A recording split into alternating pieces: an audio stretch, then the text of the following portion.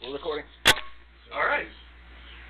Well, gentlemen, it being 5 o'clock, we know that Duffy won't be here tonight, so it's just the four of us. And it is Tuesday, July 31st, and this is the regular monthly business meeting of the Kennebunk Light and Power District Board of Trustees. It's 5 o'clock on Tuesday, July 31st, and I'll call the meeting to order. Our first order of business every year at this meeting is to elect our officers. I was told by Duffy, just to get started, he wouldn't be at the meeting, but he was willing to serve as president.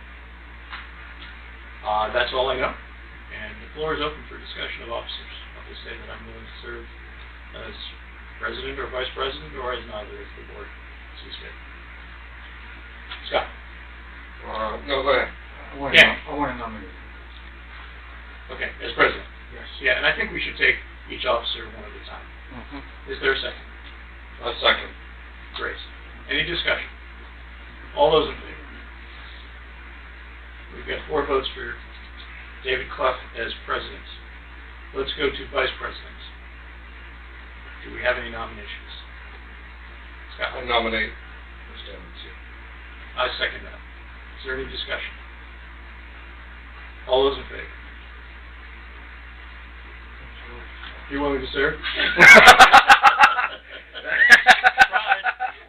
That's unanimous? That was great. Now we need to hire the clerk. There is no pay for this job. Just saying. I nominate Dan. Great. Do we have a second? I'll second. Is there any discussion? All those in favor? Dan. Job is done. Now we also have to... Can I ask a question? Sure. You don't get paid. Can we call this like a video clerk, too?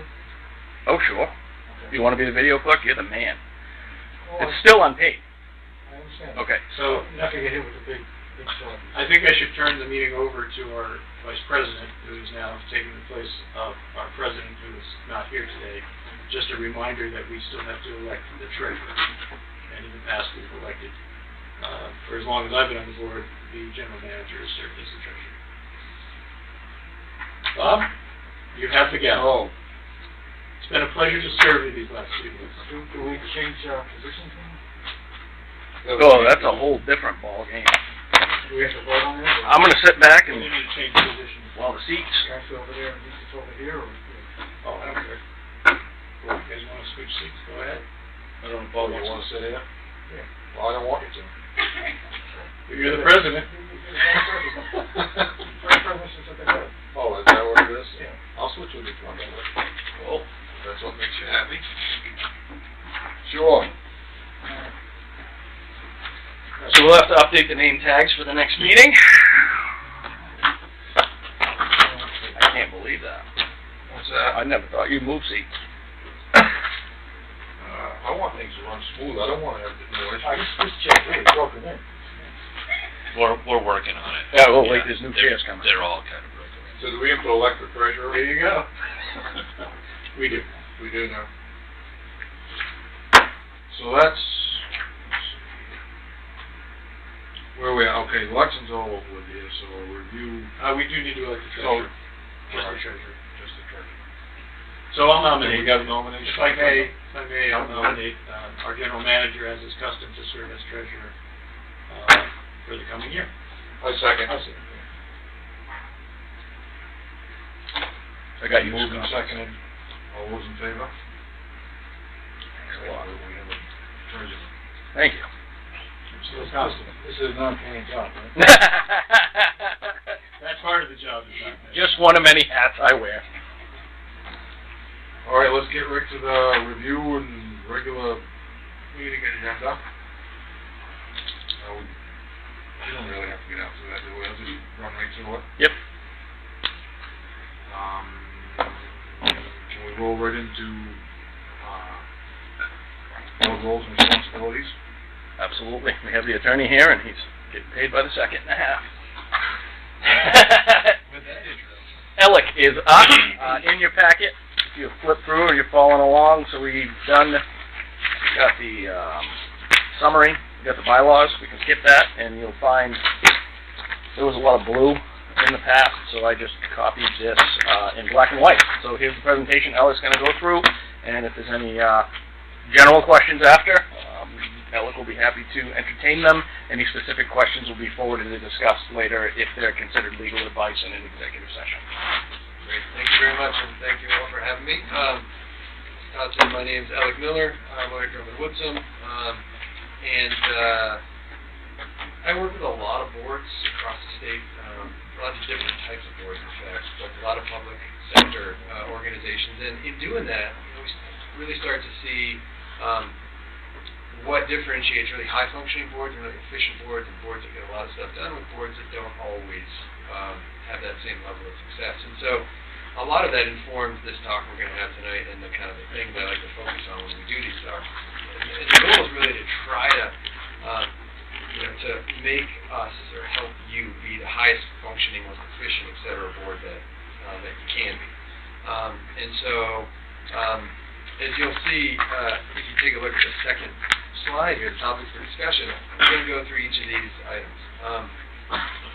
And we'll spend more time on some and a little less time on others, but these are all really important areas where I think they all have an impact on that ability to function really well, and oftentimes they'll come into play if we're not functioning as well as we could be, which does happen from time to time. And so, as Todd said, I've built in some time for questions at the end, but if you have questions that come up as we talk through the different topics, feel free to ask.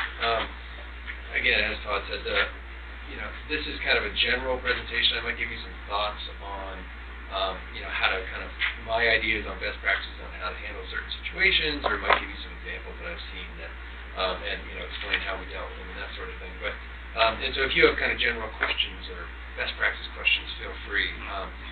If we get into specific scenarios and things like that, we might have to deal with those in a separate session for question counsel. But we can deal with that as it comes up. So, if you take a look at the next slide, that's the first topic, is keeping roles clear, being clear about roles. One of the things that we see a lot of the times is confusion sometimes, or overlap between what the board's role is, what board members' roles are, and what your administration's role is, your general manager and your other administrative folks, what their role is. And it's the best functioning boards and organizations are really clear about those two things, and they work well together, but they know where the lines are. And so it's kind of a bit of a line drawing exercise. And the lines are somewhat different depending on the organization, but knowing where those lines are, I think, is really important. And if you think about it from a general perspective anyway, or a 30,000-foot view, one of the ways I like to describe it is what I have here, which is board members are responsible for making policy and kind of high-level decisions, directional decisions about where an organization is going to go. And your administration, your general manager, et cetera, is responsible for implementing that policy and, making and actually running KLPD, where your role is really to ensure that KLPD is run well, right? And there's a kind of a fine line difference there, but those two things are really important. So you're kind of overseeing, ensuring, et cetera, but you're not actually doing day in, day out stuff of running the organization. One example I sometimes give, I grew up on Islesboro, so I always default to boats and nautical references. So for those of you who are not boaters, this will still probably make sense, but if you are, then you'll appreciate it. So think about like a ship's captain and, the crown, or, the royal family back in the day that used to commission these folks to go and do certain things, like Columbus and, the Spanish monarchy or something, right? So, and it's not actually a great example for the history buffs in the room, because those of you that are will know that Columbus actually went to, allegedly, to the extent that we know this for certain, but went to the monarchy and said, hey, how about we do this? But pretend that didn't happen. Pretend it was the crown said, hey, we need somebody to go and do X, Y, and Z, and we want to do it this way, and this is what we're looking to get out of it, et cetera, et cetera. Will you do that? Right? And he said, yeah. And then he's the one, though, who's actually in charge of making that happen and going out and doing it. So in some ways, it's not perfect, but you think of the crown kind of as the board, and the captain as the, the administration or the administrator or the team that's charged with actually doing the thing. So just one example sometimes that helps folks. But keeping those roles in mind are really important, and your bylaws even get at that idea, right? There's some language in the bylaws that talk about the different roles and responsibilities and the separation that does exist. when are you looking for comments or questions? Well, as we went Yeah, as through, we go through, and I'll do my best to be very kind about saying if we have to move on to the next topic, maybe putting the question off. But yeah, as we go, let's talk about some of these things. Go ahead. to me, this is one of the two areas that I'm glad you're here to talk about, because I think we can get, it gets tricky. I mean, people get onto this board because we have certain interests or expertise, or broad interests and expertise, it doesn't matter. And, we'd like to be able to offer those to the district, I think. And whether it's because we're an engineer who knows how to do certain things well and maybe have more expertise than even some of our staff, for all I know. Or, if we have good political connections and we think that, a conversation with someone in the federal government or at the state level about what's going on here would be helpful to us, we kind of want to do those things. And yet it's been, and sometimes it's been done, and sometimes it hasn't, Yeah. But I don't know, it's a challenge because people want to genuinely contribute, and it's hard to say, well, it's just doing policy here. If we want something done with federal authorities, we should tell our general manager and agree upon it, or if we want the oil change on a piece of equipment, we should bring it up and let our general manager do it. Do you have any thoughts about that? Absolutely. Yeah. Your point's a really good one, and it actually transitions perfectly to the next slide as well, which is when an individual board member actually has authority to do something, right? And we'll weave this in, Jonathan, with your point and your question too. So there's really only a couple situations, right, where a board member actually has authority to do something, to act, and to bind the organization. We'll talk later about potential liability issues and somebody acting, without authority, but somebody thinks they have authority, and that creates all kinds of issues, right? But legally speaking, right, really board members only have authority in these two situations, right? When the board or committee that a board member is sitting on are in a legal session, or when the board has expressly delegated authority to an individual.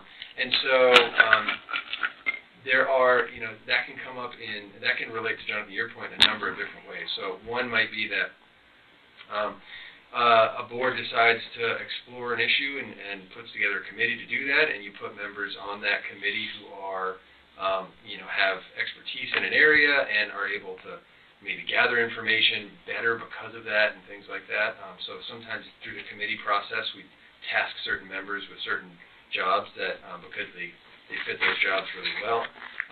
It may be that there's a scenario where it makes sense to give an individual board member authority to do something rather than going to, say, our general manager for stuff, although I think those are oftentimes limited, and we want to think carefully about who really should be doing that thing. And the thing, varies depending on what the board's doing. But there are those situations. And then there's the, outside of this, these two kind of contexts. It's not an authority issue, but again, it depends on the context, the situation we're dealing with. But a lot of the times, right, if individual board members have input on a particular issue that ultimately is going to be something that an employee is going to be doing, a lot of times what will happen is there'll be kind of a communication channel there where an individual board member can mention something to the board chair, the board president can talk to the general manager, and it's relayed that way. So a particular level of expertise or piece of expertise in an area, or some thoughts on an issue that is going to be dealt with on the administration side or the employee side. Sometimes that gets relayed that way as well, which can work as long as everyone's conscious and aware of the fact that everybody's busy and everyone does have clear roles, and we don't want to be using that mechanism to overstep, what our kind of role is as a board member. But those are ways where those things kind of overlap, I think, and can be effective. They can also tip pretty quickly into that ineffective and inefficient area if it's being used a lot to try to really do work that someone else should be doing. So you want to use your judgment, do what's in the best interest of the board and obviously our constituents in making those decisions. But those are some places where individuals may have some ability to have a little more input or utilize their expertise and things like that. So hopefully... what would be the legal action? If we say we wanted Jay to go to Augusta to speak for KLPD, and we all voted yes to do that, he would have that authority, and he would be speaking for KLPD, right? Yep. So yeah, I'm putting aside the question of kind of who should be doing that, and whether that's a function that somebody, an employee should be performing, whether it's a function a board member should be performing. Putting that aside, but assuming that it's a board member, the board could vote to give somebody authority to go do a particular thing, if that makes sense, and then that individual would be speaking on behalf of the board. Whereas otherwise, without that, right, an individual going out and let's say I was on the board and I went up to Augusta and I spoke about something, but we had never discussed that, we didn't vote on it, I'm not cloaked in the authority of the board. I'm doing that just as an individual, and I don't have any authority to speak on behalf of the board or to convey the board's views or to bind the board or anything like that. That said, right, there's the flip side to that, which is people, particularly locally, but even up in Augusta, depending on who's there, right, they're going to see me there, and they're going to know I'm a board member. That's probably what they're going to know first. And particularly if I'm not careful and I just start talking about something, they're not going to know that I'm not talking as for the board. They're going to think I am. They're not going to know I'm talking as Alec Miller, member of the community. And that can create real problems because people think that whatever is said is being said on behalf of the board and without a position, et cetera, when it isn't. And people sometimes rely on those statements, and then they do things, and it can get really messy.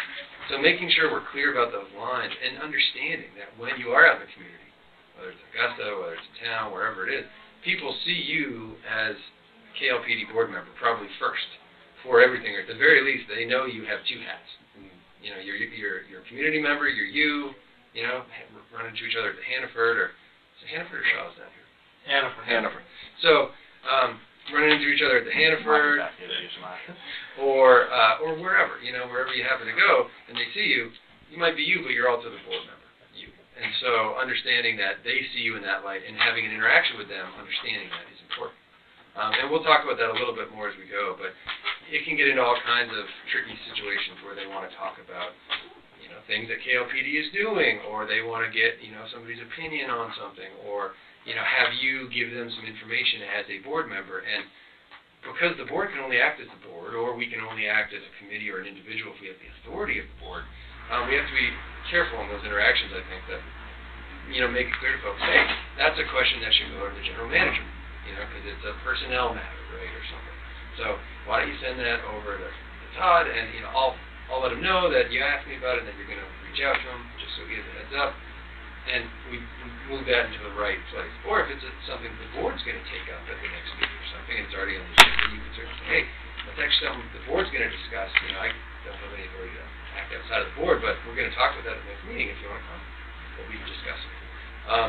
So using some of those techniques, and you all have different ways that you deal with people that you run into, but and use your own approach, but making just letting them know about what you can and can't do, and who you're acting as, and when you're not acting as a board member, I think is really important. It can be helpful to manage people's expectations and understanding about what's going on.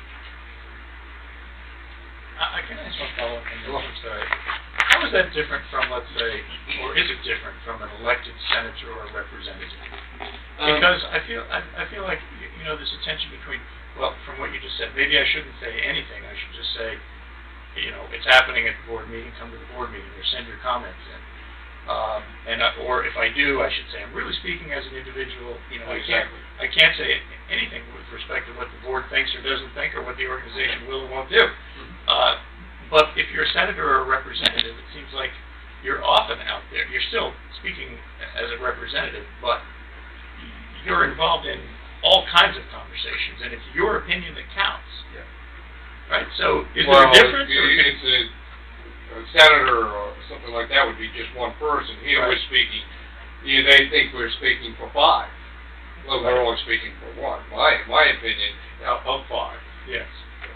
But that's not so different from a senator who is not speaking on behalf of the 35 senators. He or she is only speaking on behalf of himself. Yeah. No, it's a great question. So, one, right, a senator couldn't bind the Senate, and everyone knows that. Yeah, couldn't bind the Senate on an issue. But they're also elected by a constituency to kind of, ideally, right, to kind of put forward that constituency's position or preference on issues or feeling on issues or whatever it might be. Although, as we all know, right, sometimes that's very mixed with how they might actually feel about an issue, or they're elected to kind of do that generally, but what they say is really how they feel personally.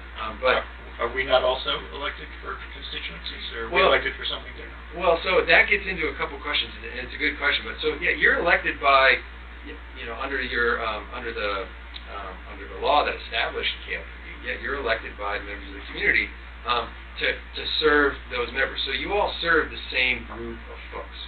We're not serving individual interests or small group interests. And we'll talk about this a little bit more when it comes to kind of fiduciary responsibilities and decision making and what you should be thinking about, big picture, high level, when making decisions as a board member. But so your lens is really shared and kind of the same in that respect, and then in some ways it is the same as a senator in that we can't bind as an individual, and we have no authority to kind of put ourselves out there as an individual, and providing opinions and kind of discussing issues that the board may take up later can create some issues, and whether those, about bias and kind of prior decision making, and whether or not we're actually serving, the whole group that we're supposed to be serving, or just individuals and things like that. And to be honest, I don't know if those same kind of legal principles would necessarily apply to a congressperson or not. They generally haven't really been applied to congresspeople, but they do apply to, board members in Maine, public board members in Maine, plus municipal board members in Maine. And so there are some differences, and there are some similarities. And it doesn't mean that, you can't be at, the store and run into somebody and chat with them about something. But if it starts to get into board business, either that has already happened or that is going to happen, you just got to be extra careful about talking about those things and understanding those people are always going to see you as a board member. So if it does get into kind of hearing them and asking questions of them about those things, making clear that, hey, we're going to talk about that at the next board meeting. I think, Jonathan, the way you described what you might say was a good thing to say, which is, I'm one member of the board. The board is really the body that makes decisions about these things, and if you want to come and talk to the board about it, to the extent that you have public comment on that thing, then come to the board meeting, we can do that. But yeah, you can tell me what you think here, but I can't do anything with that personally. You have to bring that to the board and talk to the board. So there is some difference, but there's some similarity, I think, with kind of other public officials. But board members are a bit unique. Congress member is different than a board member in that the rules that govern how Congress operates are just fundamentally different than municipal board or quasi-municipal board. Bless you, Bob. Bless. So if you take a look at that next slide, some of this stuff comes into play here too. Right, outside of those two things we talked about, you're not acting as a board member, although people oftentimes see it that way. So, and these are some of the things that, if you keep that division in mind and you work towards addressing that with folks, especially if you think they have some confusion, it can go a long way to avoiding that. And then there's, avoiding the appearance of impropriety and potential liability. We'll talk about those things. But, even the appearance of a conflict or impropriety or bias can create an issue for a board when you make a decision about something, and then someone later says, well, actually, we talked about that at length, and, it's clear to me that you had already decided what you were going to do about that, and then you came and there was a vote about it, and actually it was split, and so I think you're the deciding vote, and I have a problem with this, so now I'm going to shut up, et cetera, et cetera. I've seen it spin out badly sometimes for folks, for board members, when that happens, and so it doesn't happen that often, and you hope it never does, but when it does, it's not great for anybody. So just trying to avoid those sorts of things are important. We'll talk about that a little bit more if we get into a little bit more detail. But the next slide, I already mentioned this, but just said it's the one that talks about customer complaints, personnel matters, right? Always referred to the general manager. One of the most important aspects, and Jonathan, you got at this as well with your comment, about being a board member is understanding these different roles, especially your role as a board member and your the employee's role in their various capacities, including administration's role. and respecting those boundaries makes for a much better functioning organization in my experience than if those things are getting confused. And the place I see it come up most often is with personnel matters a lot of the time. So, you know, if there's talk around the town about something going on, about some employee's got an issue, and somebody sees you again at the Hannaford, the coffee shop, the gas station, wherever, and they want to talk about it, and they want you to talk to them about it, and they want you to look into it, and they want you to do something about it, and that is not your role as a board member. One, I generally don't think it's a great idea for an individual board member for the board to vote to give somebody that authority, and I think your governing documents are pretty clear about where that authority lies in the general manager, and that's for a lot of good reasons. But it is tempting. I totally understand it, and I see this all the time, right? Because you may have a really good relationship with the person you're talking to. They see you as a person of authority and as somebody who you know, who is a fiduciary for them in your role as a board member. So they want you to be aware of this, and they want you to talk about it and give them some assistance, and you just got to fight that urge and send them to the right place. You don't want to just shut them down. I think it's always a good idea to send them to the right place, let them know that that's something general manager do, that they should reach out if they have a concern. Now, if it's a question about an ongoing personnel matter, there are confidentiality rules that are going to come into play that you really can't talk about any of it. But that's something that somebody else can message, I think, and you don't have to be concerned with messaging back to that person, telling them that. Really, if you just send them in the right direction and let them know that, you know, there's a process for dealing with concerns or complaints is the best thing you can do. And it helps, again, you know, you're drawing the lines by doing that. You're helping to maintain those lines, and you're making things work more smoothly. Because everything will be more efficient and quicker that way. Especially if you're ever charged with dealing with a personnel matter, if it ever gets to your level. And you've been involved in it previously, there's almost always going to be a claim of bias, and then, you know, it brings into question the overall decision that's made, and particularly if somebody gets a lawyer, creative plaintiff lawyers can make you hate it all the time. I've seen it, and it ends up costing everybody a ton of time and money that we really don't, no one really wants to spend. I don't want to get called about that stuff. I'd rather get called about something in the front end, give some advice, and hopefully it works out smoothly and not have to try to do damage control in the back end. And you don't want to see me do that either. As much as I'm sure you enjoy having me here, I know that's not something you want to do. So, really, I think keep that in mind. That's the place I see that come up the most often is with those situations. Because they're usually the things that have the most interesting, right? They've got the most salacious facts, or they're, you know, somebody everybody knows in town or something like that. So, if you flip to the next slide, right, you're the face. I mean, maybe Todd probably the face too, but you're the face of the organization, and people see you in that light. And so, again, always remembering that when you're interacting with folks, I think it helps a lot. And it doesn't take much. As long as that's like one of the first things that you think if somebody's chatting with you and you know, KLPD thing comes up. As long as you remember, yep, okay, they see me as a board member. That's going to trigger you to react in a certain way, and that's a lot of times all you need to do. My advice, being in public administration for as long as I have, the board could probably do the same thing I do as if I'm in Hannaford and shopping and it's late in the evening and I don't feel like talking about KLPD. They say, aren't you Todd Shea, General Manager of KLPD? I'll say, yeah, give or take 8 to 5, Monday through Friday. And usually people understand that, you know, come to my office and talk to me. Well, maybe, you know, if you don't want to have that conversation, you say, yeah, I am a board member. It's last Tuesday of every month from 6 p.m. on. And that way they might understand that if you want to come to a meeting and discuss these.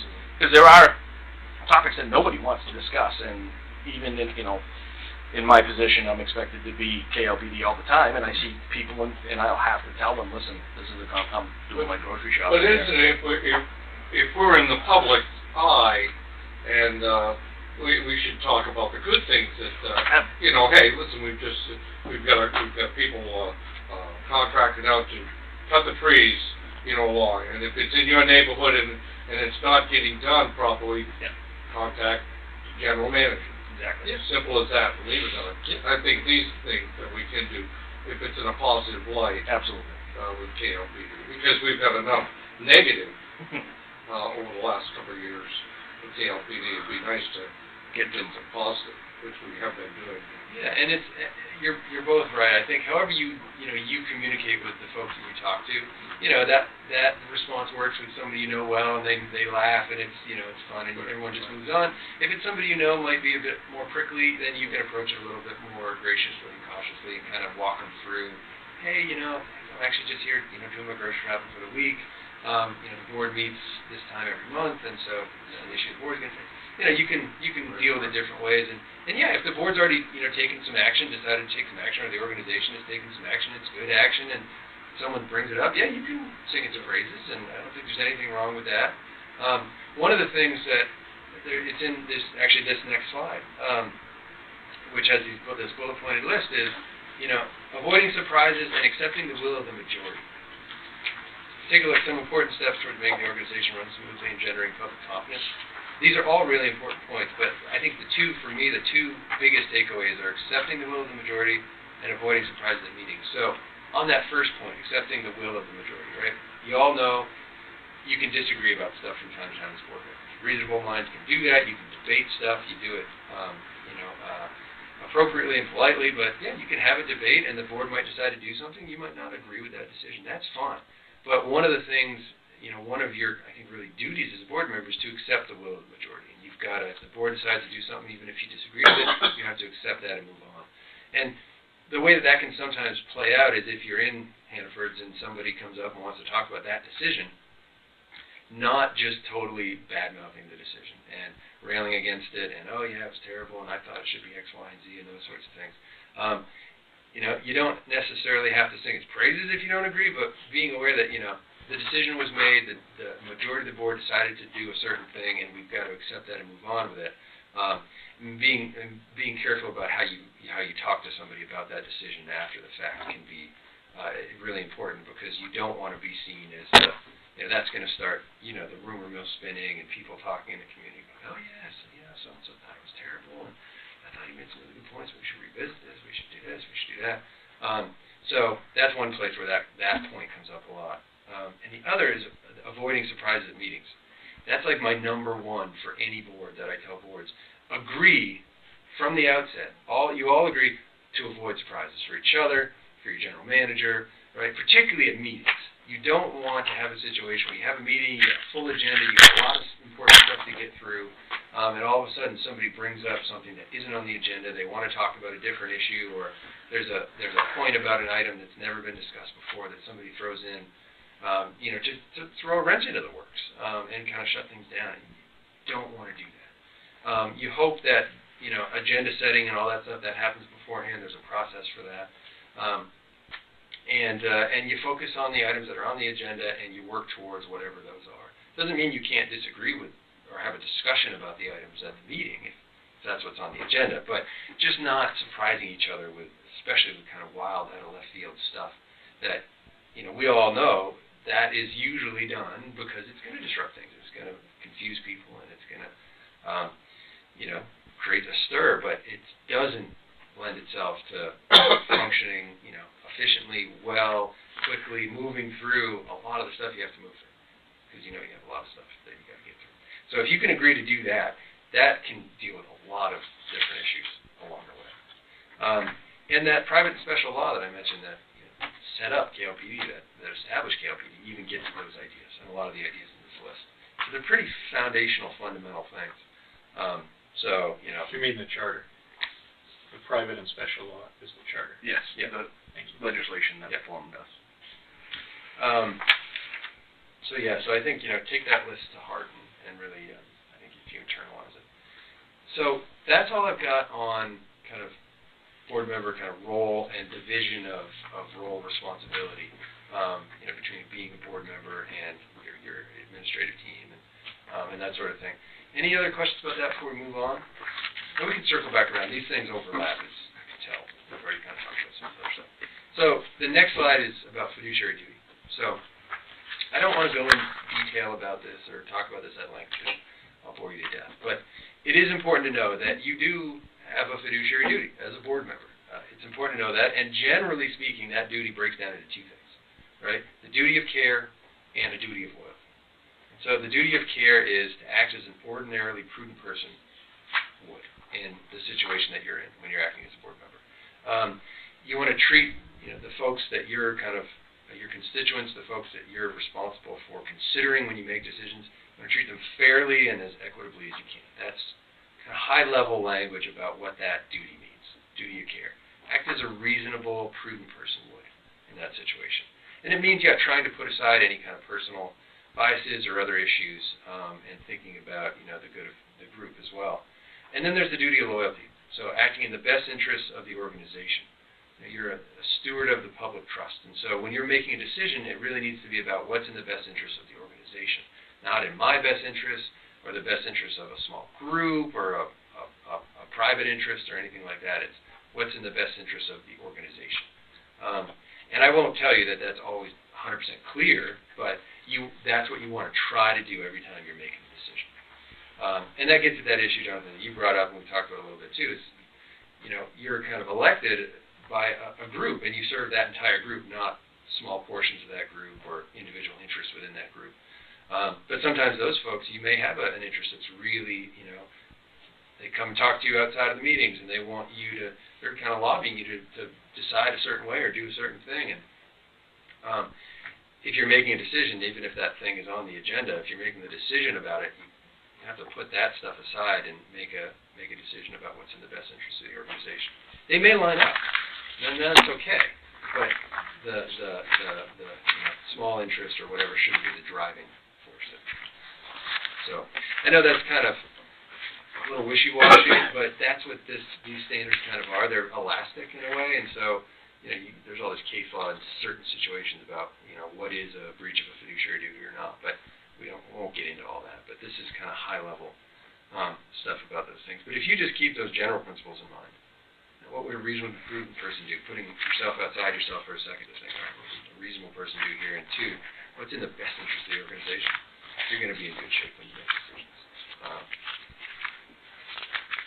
But yeah, and the other piece to this, just to say it, is there are two parts, but and again, this doesn't come up very often, but if you're using a position, a board member position, to make decisions that benefit you personally or again a small group personally, that's problematic. That can be maybe a violation, and at least there are cases where certain situations like that have resulted in violations. And then using a position, and again, you don't see this very often, especially in Maine, which I think is a great thing and one of the reasons I love being here. But for personal vendettas or something like that, if there's a decision that the board is making and we know it's going to negatively impact somebody, and so you decide yes on that because of that, that's not good.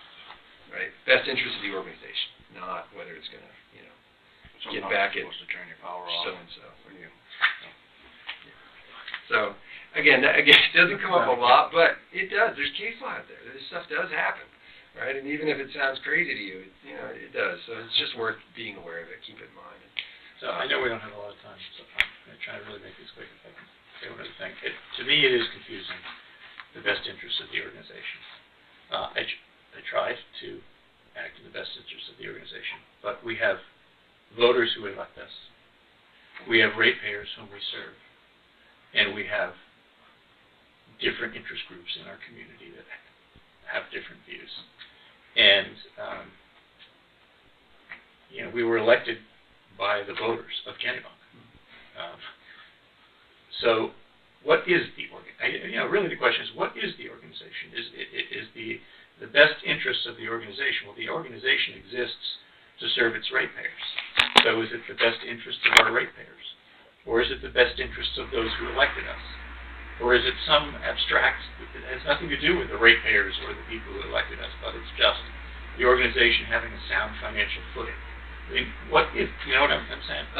It's almost all of it. And we do have, all of us, I think, do have pressures from those various. Yes, absolutely. And I think it'd be silly to ignore that or to try to say, oh, that's just not the case. It is, and the key is to not allow those to be the driver in the decision making. I think in terms of what's the organization and kind of whose best interest in those questions, they're really good questions. I think it's the organization, which implicates the ratepayers. I think it's less about who elected you, because yes, those people elected you, but unless unless they're ratepayers, and that's who the organization is kind of currently serving, then I think their interests are not really the primary driver. There's going to be a lot of overlap. A lot of those people are going to be the people who the organization does serve, and so thinking about them. So you absolutely want to take their best interests and the impact of a decision on them into account. At the same time, you're not going to make a decision that's great for them that would somehow ruin the organization or throw a huge wrench into the works of the organization, because that ultimately really isn't going to be good for them long term. So you're looking at short-term, long-term consequences, and ultimately, doing what's best for the organization a lot of times is going to line up with what's best for at least maybe a majority of people. Sometimes it doesn't. And the financial bottom line absolutely should come into play, and making sure that the organization stays financially viable is critical. And you're getting at that last point there, which is great, because I think that is a key piece of these responsibilities, is considering that impact of any decision you make to the extent it has an impact on them. So it's not always easy, but if you're thinking about all those things and you're making your decision, you're probably going to be in pretty darn good shape on meeting these obligations. You're not going to have to parse out. The really bad stuff is where it turns out after the fact that a decision was pretty clearly made because it could been a vendetta against somebody, or the decision was made and it turns out we find out that it directly significantly benefited an individual board member and they voted to do the thing that benefited them. That's the kind of stuff that's really bad that creates this case law. So if those things are off the table and you're just trying to balance those other interests, I think you're going to be in good shape. So that's all I've got on the fiduciary duties, but really important area. And then let's talk about Freedom of Access Act. So that's another area where I see a lot of questions and activity, and some, I wouldn't say confusion, but sometimes people need some reminders about public meetings and public records. So remember, the first thing to remember is it's called the Freedom of Access Act. It's about access. It's about access to public meetings, public proceedings, what the law says, and access to public records. It's not a right to know law.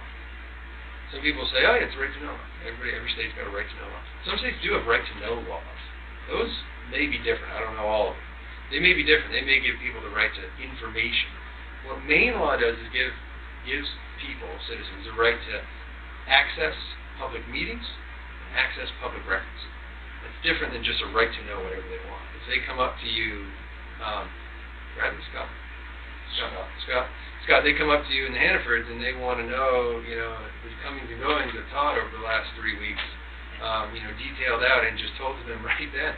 That's not something somebody has a right to have, that information. Not that you can have that, but, it's about access to public meetings, public records. So if there was a public record of that, and they made a request for it, then we'd have to process that as a public records request, and they might have a right to. But so if you flip the page...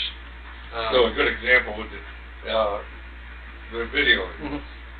This is just for our benefit, or everything for us. Do they have the right to access to the video? Yep, absolutely. Anything that we compile or keep that is not confidential, we hand over. Yeah. So and that's a great question.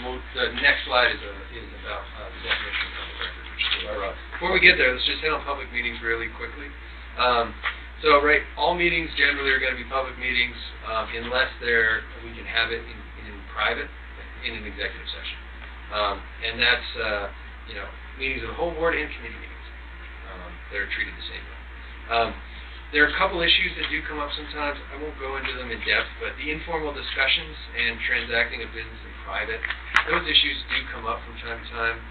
The one that a lot of people are aware of or have thought about is, I remember when this was, maybe a year ago or so, the Portland City Council was in the paper because they all went out to Fort Gorges for a tour related to a project. I don't even know all the details, but then somebody raised the question of, well, was that really a public meeting? Because there were like 5 councilors or a forum or whatever. Was that really a public meeting? And the primary issue that was in the newspaper anyway is, was there notice of the meeting? Was there adequate notice of the meeting? Because the law has a provision that talks about when we have to provide notice of meetings. And it, created all this buzz and discussion and PR and whatever else. And I'm not going to get into what the answer is, but at the end of the day, that can be problematic. Whether it's legally problematic, is one thing. Whether it just creates a bunch of, negative press publicity, what the optics of that are, is usually worse, frankly. The legal issue is if there is a meeting that happens in private, and then there is a decision that the board makes. There's a vote, a valid vote that the board makes about that same thing, and then it turns out that there was an illegal meeting that happened where that was discussed. It can call into question the vote, and then it may invalidate the vote, and then we have to reduce the vote over, and obviously that can create a lot of problems, especially at the time. I think that would come up where we go inspect the dams with different, and only 3 of us are there, not all 5, and what did we, is in the meeting. Right. And we discussed that while we were doing it. Yeah. In this they didn't situation consider it a meeting. Yeah. In a situation like that, I don't post it as an agenda, but typically I put on the website that there will be a meeting at XYZ for this purpose. A quorum of the board may be present. No decision will be made, no votes will be taken, just to kind of cover, yes, we understand they're all going to be there, even at the No town hall. surprises. Yeah, exactly, so there's no surprise. And the news coverage about this was very one-sided, frankly, I think, and it suggested that, yes, of course, this was a meeting that needed to be whatever. I don't think the law is that clear about that, but putting that aside, it certainly created a buzz, and that was not a great buzz for the committee. And the other place where this comes up is informal discussions if you just, run into each other somewhere. At the community event or whatever it might be, and, a couple of you are just chatting about something, and then all of a sudden, someone else shows up, and then all of a sudden we've got 3 or 4 board members there. And if we're talking about something that the board either, might consider, somebody sees that, they may have an issue with it. What the law says is informal discussions among less than a quorum are okay, as long as they're not designed or really intended to do an end around the law and to avoid the purpose of the law, which is to allow the public to have access to public meetings. So if it's less than a quorum and you happen to be discussing something informally, the board may talk about another point, but you're not reaching a decision about it or kind of colluding to push the board in a certain direction. The law is okay with that, but we just have to be careful. It comes up with email sometimes. If 2 people are emailing and maybe about whatever and a board issue comes up, and then somebody gets CC'd on that email, all of a sudden that's 3 board members, right? And then someone else gets CC'd, that's 4 board members. It can be a quorum, then it can start to look like a meeting if there's discussion. So using email just for scheduling and logistical stuff is a best practice, I think, as much as we can to avoid the possibility of somebody who try to say, well, they were discussing board business outside the meeting and stuff like that. But it comes up in a bunch of different ways. Just quickly here, I think this has been a tough one also. I think it's just natural that it is, because we may either accidentally or intentionally see one another informally. And, I think the distinguishing point that you made is that the goal of that informal meeting is not to figure out a strategy to move the board in a certain direction, but merely to chew over the issues.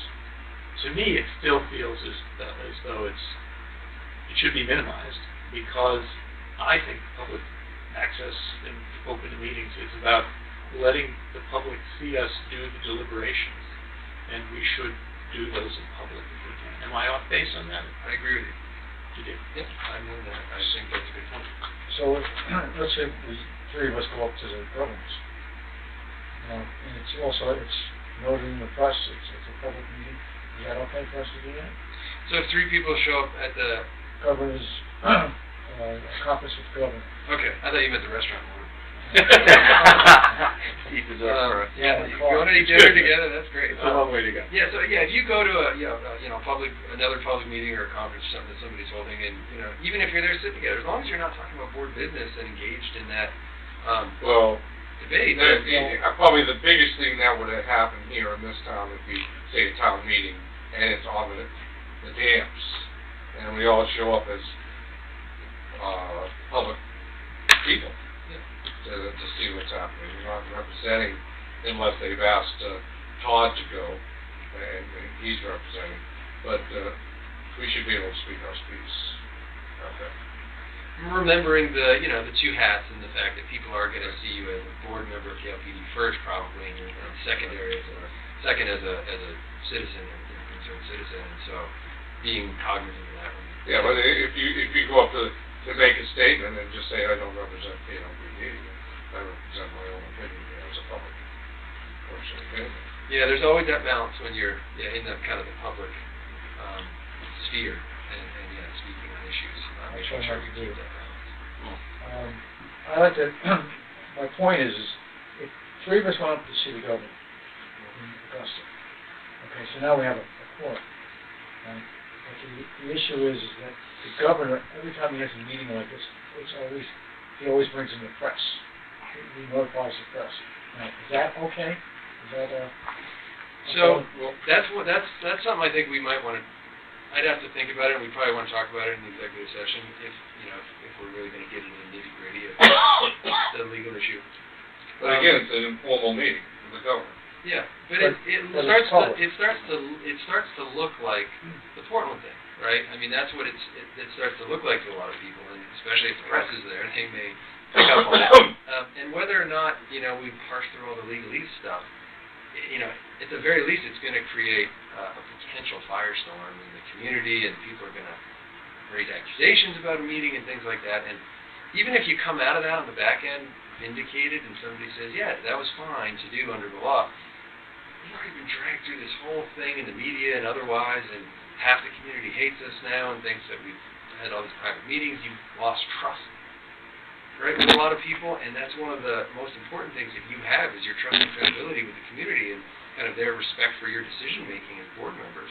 And they can show that in a lot of different ways, right? The next time elections come up, they can show that, and things like that. But you don't want to lose that. And so, I would say you don't want to put yourself in a position where that could happen. And if we're going to, then we'd want to really look at that closely first and vet it, I think, and then think about, is there a way that we need to kind of message this so that it doesn't spin in a negative way if we think we can actually do it. So, yeah, just maybe some forethought on those close calls and some kind of action on the close calls before it happens to think about, can we do this? And if we can, do we need to tell people, and how do we tell people? That can help minimize a lot of the backlash on the back end. Yeah. So let's just move on. The next one is permissible topics for executive session. We won't spend a lot of time on this. I'm sure you're familiar with these things. I listed some of the most common ones. If you flip the page again, I've included a slide on executive sessions for employment related matters because that's the one that I think gives folks some confusion a lot of the time because it's more complicated. It says we can't have an executive session to consider a personnel matter, and actually that can include board member related issues. I've only seen it come up once, but a board actually held an executive session in order to talk with a board member about that board member's boardsmanship and behavior. And that's actually technically contemplated by the law as well, but usually it's staff, it's employees. And so it's okay to have an executive session to discuss those matters. If somebody's being charged or investigated, they have a right to be there. But most executive sessions where you might be getting an update on a personnel matter that's ongoing or something is not a situation where somebody's being charged or investigated. That's actually very rare. If that's happening, then they have a right to be there, and they have a right to ask for it to be public, and then somebody who's making a complaint against them has the right to be there, and it turns into a much bigger thing than it usually actually is. So just be aware of that. Not every time we talk about a personnel matter in executive session is it a charge or investigation situation. The next slide, going into executive session, you know this. I'm not going to spend a lot of time on it. The key is making sure that we've got the reference in the motion and the minutes to the reason we went in. That signals why we went in the topic that we're going to discuss. If you go to the next slide, this is the more important stuff about executive sessions, I think. You've got to meet the technical requirements to go in, but the more important stuff is what we shouldn't do in there. So, right, you can't take any formal action in there. Straw polls about what you might do when you come out are okay. Getting consensus, seeing if there's consensus for a decision is okay, but any actual vote that happens has to happen in open session, after the executive session. Straying from the topic, that we went in for, that one's really hard, I know, and sometimes the lines aren't clear, but, if you have somebody like me there, a lot of the times I'm the bad guy because I have to tell people, nope, sorry, we can't talk about that. We've got to, we're in the executive session for this, we have to stay on this. to the extent there's these other things you need to talk about, you got to do an agenda item, or if they're executive sessions, you got to have a different one, but we got to have the executive session on this thing. Sometimes that means even bifurcating the executive session and doing a separate one for advice from council and then going back into the original one, but we've really got to be careful to keep the lines clean on that. And the reason is because if somebody thinks we talked about other stuff in there, and then they challenge that decision, it's up to the entity to prove that the executive session was valid. And even if you can do it, you don't want to have to do that. So, and then of course, executive sessions are confidential, so the stuff in there is confidential, and you got to keep it confidential. You all know that. Just a couple points on public records. The definition of public record is really broad, as we touched on earlier. That's in that next slide. I've just included it there for you. And it's essentially, most records related to KLPD business are going to be public records unless there's an exception. And the law does have a lot of exceptions. And so if there's a public records request, that's something we always look at is this a public record or does it fit in an exception? Some of the most common exception that comes into play actually says, unless the record is otherwise made confidential by statute. There are a bunch of laws that make a bunch of different kinds of records confidential, and those are not public records. One of the most common is personnel records. Right? There's a statute that talks about them being confidential, and so they are not public records. So if someone makes a request for my personnel file and worked here, a member of the public would not have a right to have it as a public record. The format of the record doesn't matter. Emails count. Digital, analog, doesn't matter. Text messages can count. We actually had a case a few years ago. It was in the school context, but a superintendent had a school-issued phone, but was doing some personal texting on the phone and a lot of job-related texting. They had a policy that said incidental personal use is okay, so that wasn't an issue. And somebody made a public records request for any and all communications by the superintendent for this period of time. And those text messages, everything on the phone, potentially a public record, right? So we had to go through there and we said, well, these are purely personal. They don't relate to school business in any way. And so we argued that those were not subject to disclosure, and a court decided we were right. But all those other messages were, and that's personal device or work device even. So I've had cases where board members have personal email accounts, and there's organization-related email in there, and we've had to pull those, go through them, see if we have to disclose them or not. So you always want to keep that in mind. Next slide, conflicts of interest. We talked about this stuff already a bit. It gets into the fiduciary duty things. If you've got a personal or professional interest that are at odds with your thinking about the best interest of the organization, then it may be even if there's an appearance of a conflict. There's an appearance that is the case, even if it's not. You have to think about whether or not that means you should recuse and abstain from a vote or something.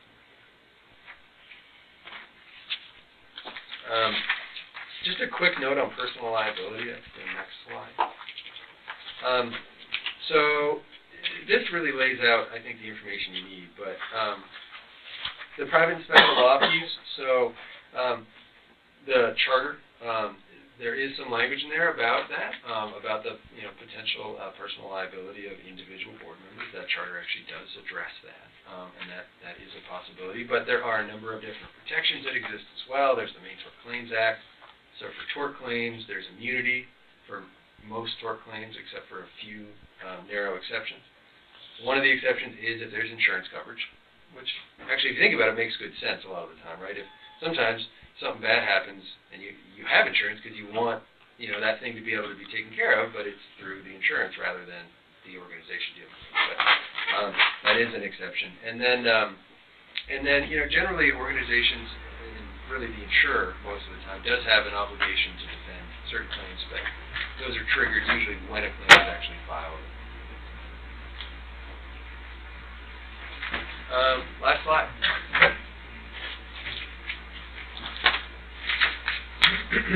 These are just some key takeaway points, I think. Taking ownership, responsibility for your role as a board member and your actions in that capacity.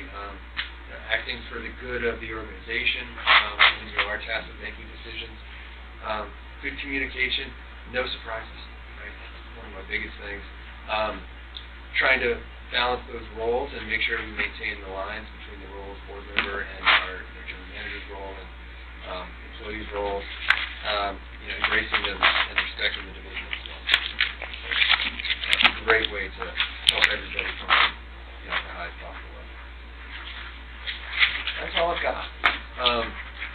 You've already asked a lot of good questions, and I know this is our time, but if anybody has other questions and there's time for it, I'm happy to answer them, but I don't want to dig into your business. The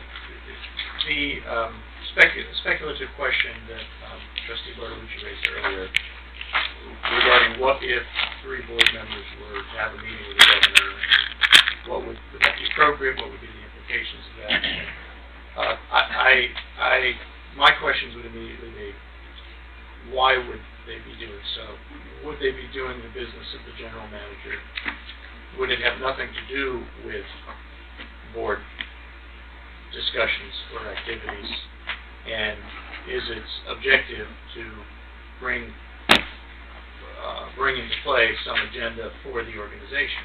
And if no one else knows, it could also be a surprise. So it seemed like a lot of areas where a meeting like that should be handled with kid gloves to make sure that there aren't any surprises, that there's not business going on that really should be happening here, or the governor should come to our meeting, or you need a bigger room. Any number of things. I think it makes me nervous to think, because it's so subject to misinterpretation or mistrust, and we want trust amongst us. But also you have this situation when FERC has a informal meeting and we're all there. So we're not having a meeting. Correct. You're there to be informed. I think it's, Jonathan, to your point, and Scott, to yours, it's a matter of identifying the potential issues that might come up in certain situations, and then taking some action before it happens. Yeah, to address it. Whatever that might mean. It might mean that we can do it, and we just have to notify and do other things, or it means that we don't do it because it isn't worth it, or it means that it's not a concern and the risk is low. So just say if you had a meeting here, a monthly meeting, and at that monthly meeting said, us 3 has been invited to the governors to speak with them about hydro dams or whatever. We're not going to be representing KLPD. And then we vote on it here and say, okay, we're not representing KLPD, but we're going to go talk about hydro dams with the governor. How would that play out? If we voted that we don't represent KLPD in the meeting of the board members? I'd probably want to use a different process, I think, and I have some concerns about, I would have some just initial kind of knee-jerk reaction concerns about, if the board's authorized 3 board members to go do something, and it looks like we've got kind of board authority to be doing it in the first place, and if it's 3, is that a committee, or if it's not, then it's a quorum, and I still think that there might be ways to do those things. I'm not saying that it's a non-starter, but given all those, I think, Jonathan, you identified maybe 5, all legitimate potential issues or concerns that we want to think about beforehand. I think it might be that you raise if that question comes up at a board meeting, but then that it might need some further review before it actually happens and kind of gets officially the thumbs up. I don't think I would just go. I think it gets back to no decisions were made at that meeting with the governor. It was informal. Yeah, that's still, you get back to that Portland example and other examples of situations where members of boards have gotten together with no intention of doing any business, and it's created issues, whether they're legal or otherwise, and so it's just best to tread with a lot of caution, I think, in those situations. The more common one is you're out at the game, at the basketball game, at the softball game, at the football game, and you sitting next to a board member and you're talking about the game and things like that. And there's 2 of you and they're informal discussions. They don't even touch on board business. That's okay. Some people see that and some people want to think, they're probably talking about board stuff. Be aware of it, but you don't have to be so concerned that you can't live your life as a community member and enjoy some of the stuff that you get to do. It's just that making that balance. Any other questions? I guess one more as far as in the back here you mentioned lawsuits I thought we had insurance. We do. But we have insurance that covers up to a certain point, and if it's blatantly something that a board member shouldn't have done, there can be personal liability. It's kind of why we have this session, is to show you yes and no's, and there are instances where people can be personally held liable for actions, but first recourse would be official. Oh God, what is it? I can't. It's escaping. But there's a clause in that it's not professional liability. It's come on, Alec, help me out. What's that clause called in the insurance policy for elected officials? There is a blanket coverage that we have that will cover you to a certain point. In general liability? It's a general liability, but it's also an elected officials, or there's another rider on there. I can't remember the exact term, but so, it's for board members. The takeaway is, directors and officers. Thank you, Matthew. Oh, directors and officers. Correct. So there can be liability for individual board members in certain circumstances. It's egregious, really bad stuff. And then there are layers of protection as well. So that's just the takeaway from that, is you need to be aware of that, and, it usually relates to the really bad stuff that hopefully, and generally, in my experience, most people aren't doing, but you need to be aware of it. And then there are some protections, but, and those protections may not apply if it's really bad. And your law firm would represent us. So it actually depends in part. So when you have insurance, a lot of times there are clauses in the agreements that relate to selection of counsel, and so not always is the short answer. A lot of times what happens is an organization will tell the insurance company, hey, this is our lawyer that we usually work with, and sometimes they'll use that lawyer, sometimes they have their own. Yeah. That's all I have. Well, thank you. Can we get a 2-minute recess? All right. We are on. All right, let's go jump right into number 5, board review and approve minutes of 6/26/18 meeting. Move to accept the minutes. Second? Second. Move and second, any further discussion? All those in favor? Aye. Number 6, board review, June 2018 financials, I guess that's Matt. I've put the results for June in your packet, and the only thing that I initially have to add is that we've had one of our folks who has been out of work,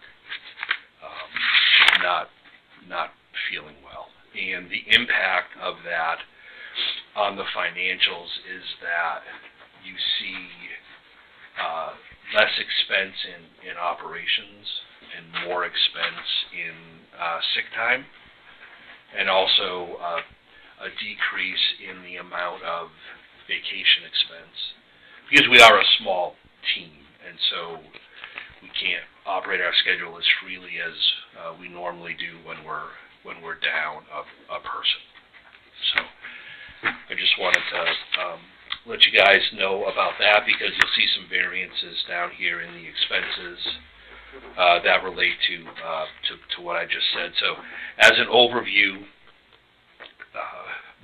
the revenues were pretty much what we expected, and we're in line with our sales this month. So I guess I'll just take questions from you, if that's all right.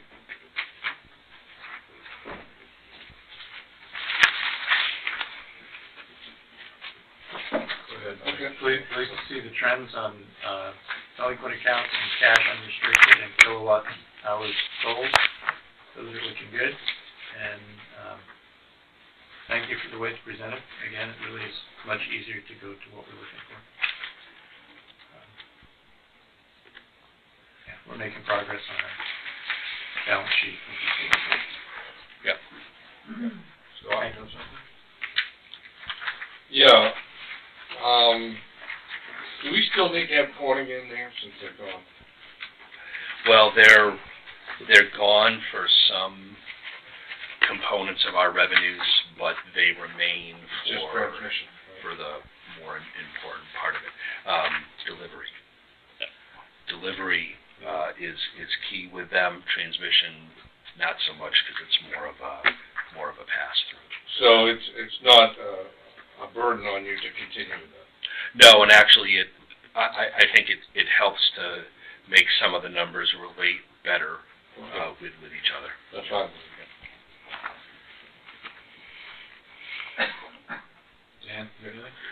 No. You're up a bit, Other day. Need a vote on this, Matt? We need a vote on this. I don't think we normally vote we on do it not at vote. all. Yes. All right. That's it. No other questions? Nope. Thank you, Matt. Oh, you're welcome. Board consideration of management and staff recommendation for contracted engineering services. So myself, engineering, general foreman and line foreman, looked at TRC engineering, 3C engineering, and a few upstart engineering firms in the state of Maine. Hourly rates were equivalent. We didn't do a full-out RFP for proposals on rates, but the feeling of management, staff was very strong that the inherent benefit of the historical use of SGC was something that they were willing to go out on a limb and very strongly recommend to the board that we continue along with SGC, considering that we have a solar array that is in progress that they have done the interconnection agreement on and are doing the interconnection work for, as well as the ongoing issues with the transformer at the Water Street substation. Mark and Chuck and Kevin were all very much kind of befuddled as to why we would go out. I explained the process, I explained what we were looking for, and the recommendation from staff and management is to continue with FGC engineering if the board would so entertain that. I'll make a motion to continue with FGC engineering. I'll second. Is there any other companies that we've used? We haven't in quite some time. We have. It's the same one, It is. and they know Know the system inside and out. They've done our arc flash study. They've done all of how our are you work. with their pricing? Their pricing is In line with- competitive with the other entities that are out there, as well as the percentage that was initially quoted, which will be reduced because we've been doing some work toward that end game of the Water Street substation. So those costs will be reduced considerably, and that is in the % range of typical projects in the state of Maine. And how long will it take? That depends on the final determination of the plan. So we have a timeline in the goals that we are going to try to meet moving forward September, October, to have information to the board to make sure that we're headed in the right direction so that we can go out to bid for the beginning of the year for that project. And the design, the build and the equipment of the project will go out to And what are RFP. you looking at briefly, or, you know? To be up and running, Doing work. I would, depending on financing and board approval, we could be mid-2019 moving forward with ordering equipment. We're currently, this time next year. Yeah, we've done surveying of the property. We know we've set pins. We're working with the town to try to secure the property that we need for that We had a property. big discussion on financials. Absolutely, that'll be the biggest conversation. Thank you. You're welcome. Dan? Make a motion to vote? It's been moved and seconded. Any further discussion? All those in favor? Thank you very much. Okay, number 8, board review of final draft of KLPD strategic plan. I guess, how are we gonna go about this? We have my draft, we have Scott's limited comments, and we have Trustee Bartolucci's extensive comments.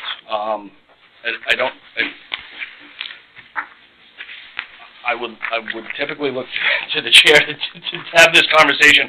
I would open it to the board to take into consideration Dan's comments versus what has been proposed.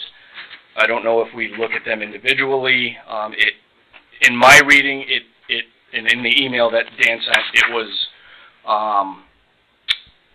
the biggest issue was, okay, political and climate change issues have no relevance and should not be included in this plan. And I guess, Dan, at what point do you differentiate between policy that leads KLPD to an end goal and where's your line of direct climate change? I would say mindful of climate change. All the other stuff that you put in there is kind of out of iron, in my opinion. Okay. So just what? It's too complex. Okay. So it's simple. Keep it simple. We're trying to keep it simple. Okay. So that's the reason why I changed it. And I also think that we left out the key thing, the people we're responsible to. Yep. So that's why I did it. I can move forward taking these into consideration, but I want the rest of the board to have an opportunity to weigh in on it before I, strike everything or add everything. So are there comments, questions that may lead me to credit or discredit what Dan has, this is a group effort. I'm very mindful of climate change. Mm-hmm. I wrote out Sandy in Long Island, and I was working in it, so I had to get my family off the island. We lived like Point Lookout at the time. We had to get a hotel, and we wanted to stay there for a whole month. And we got our cars off the island and everything. So I saw what basically was climate change. Mm-hmm. And I saw it when I was working the next day. Had the whole place flood out at 6 o'clock, and luckily we got out real quick. And we would have lost $600,000 worth of equipment. Mm-hmm. So, I am mindful of it. So, and that's what basically I'm trying to say. Yep. Okay. I mean, this isn't as damning as the caps lock in the email. So hearing you say that, all caps is just very,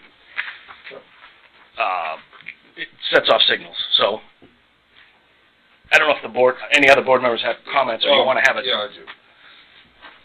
So besides what I put on there, effective involvement in local and state government initiatives, that deal directly with KLPD. Correct. Not, like I mentioned before, we don't have to be affordable. We got enough problems as it is. Correct. And I think, getting back to Dan, maybe you can, in your short term, because the 1 to 5 year, we're dealing with the dams in a big way, and power generation or non-power, whatever. Which of yours, in your short-term strategic initiatives, addresses that? I think it would be the capital asset management plan, and I guess we have to make decisions with FER. Yep, I think that's what Dan's trying to get at. Yep. No. There's something that we can come up with that will, just to address we got to that. put it on there. Yep. We have to deal with ownership, licensing, and operation and maintenance. This is a responsibility. Yep. As per FERC regulation. Yep. We have to follow. Not just, I thought everything else was okay. All right. I can definitely integrate something in there. That's no problem at all. I spent a lot of time on this. So. I can tell.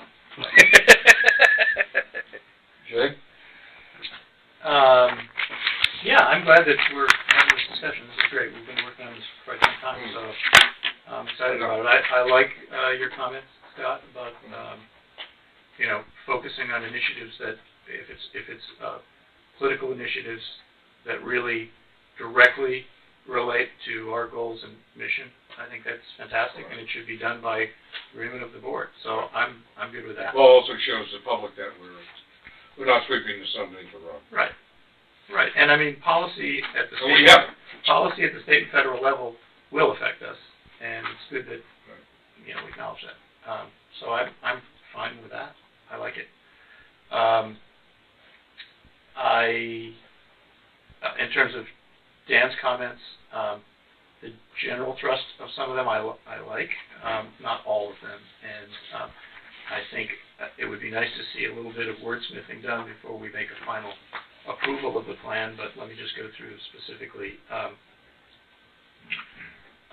my concern around, first of all, I think we should, as I've said repeatedly, and I think we've voted as a board, or at least guided our general manager, maintaining our dams and operating them as best we can between now and when our license expires is our goal. And so I think it's fine to have that as a general initiative under our strategic initiatives. However, I think we've also said that if there's some maintenance that's pretty expensive, and we haven't specified what that might be, we want to hear about that, because we're looking at a fairly short term of operating these things under our licenses. If this was construed to be $100,000 of maintenance because it's timely and needs to be done to keep producing power, I would think that would be a big strategic issue for us. So I guess that would be my comment. What are you exactly thinking might happen at $100,000? I don't know. You know, I don't know. I don't know. And we do have a maintenance budgeted into it. Right. It's If it were extraordinary beyond the budget, I It would would have think that to would be, be a big deal. Especially if we we burn up. have insurance for if there was a fire or something like that. Sure. No, don't Yeah. misunderstand me. I'm No, I agree. totally in favor of maintaining. I just think if it's an unusual expense, we wouldn't want this to be understood to mean, well, we said we're going to maintain it no I matter mean, what. I think we do have one unusual expense, which we haven't discussed. I don't know if we can discuss it here right now. But when I first came on about a year ago, everyone said we have this expense we have to do with the dam itself, of maintaining the dam of, $160, and it's going to cost us, $100,000. Yeah. And we have never discussed what that is. No, because we've to this point, FERC has allowed us to continue through operating our license and, in monitoring the issues that were raised, spalling concrete, things like that, but there's Right. been nothing that's elevated to the level of, in dire need of repair. So we're monitoring these things, Right. but to this point, we haven't addressed all of them, knowing that there could be a change coming in the near future. Because they'll come up in another discussion here later on. But, no, so there is something out there, $100,000. There is. Okay. Well, there could just- potentially. I don't know what it is, Yeah. but so I guess I'd like to see this stay with, provided it's within our budget. Yep. Because that's why we put a budget So together. timely maintenance within The budget. the budget? And So what is the budget? And what did we spend last year and this year? Anybody know? Not off the, Matt, you know that off the top of your head? Well, I do know some of it. So Right. on your, the last page of your financials, the hydro statement, the budget are the numbers on the far right side. So you can see how much we budgeted to spend in each of those expense categories. but none of those So are what do we spend? maintenance, right? Well, maintenance is kind of a combination of supplies and labor. Okay. So far, you can see what we spent for this year versus what the budget is. But I can also drop in what we spent last year at this point, too. Right. Yep. And we could probably provide the board with an excerpt from the assist file that we sent to AFH that shows what we spent. Sure. And we could breaks it down to specific. It would either be supplies, materials, or at times consulting labor. We can back out staff labor so that we know what the expense to the district is outside of normal operation.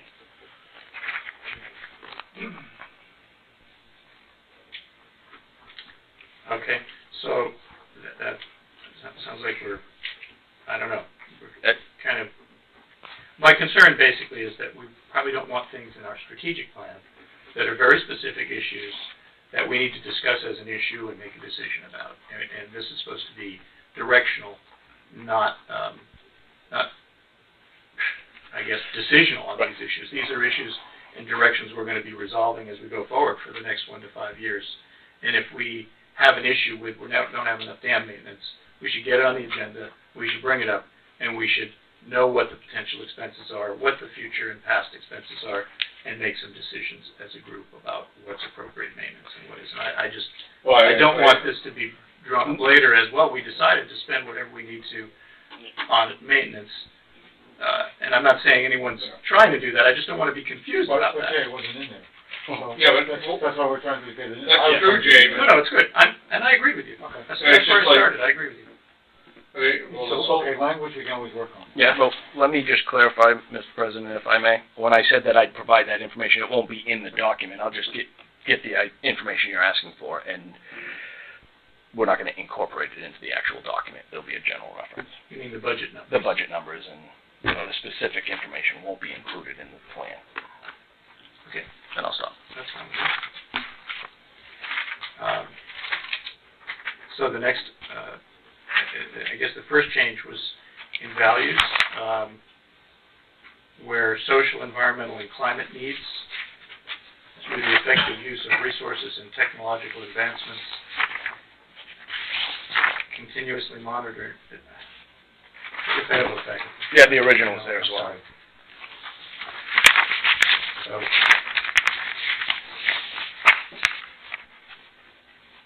vision, you've removed vision. Is that right? Yeah. Well, all I'm trying to do is, I think we left out the key people, the ratepayers. And they're the people we work for. So I think that should be our number one goal. And I think if we're mindful of climate change, I think that solves the whole problem. Where does it say we're mindful of climate change? I'm saying if we put in language that we're mindful, Okay. Yeah. I think if you just added, on Todd's vision, after responsible and reliable service and, something to do with rates, that would cover.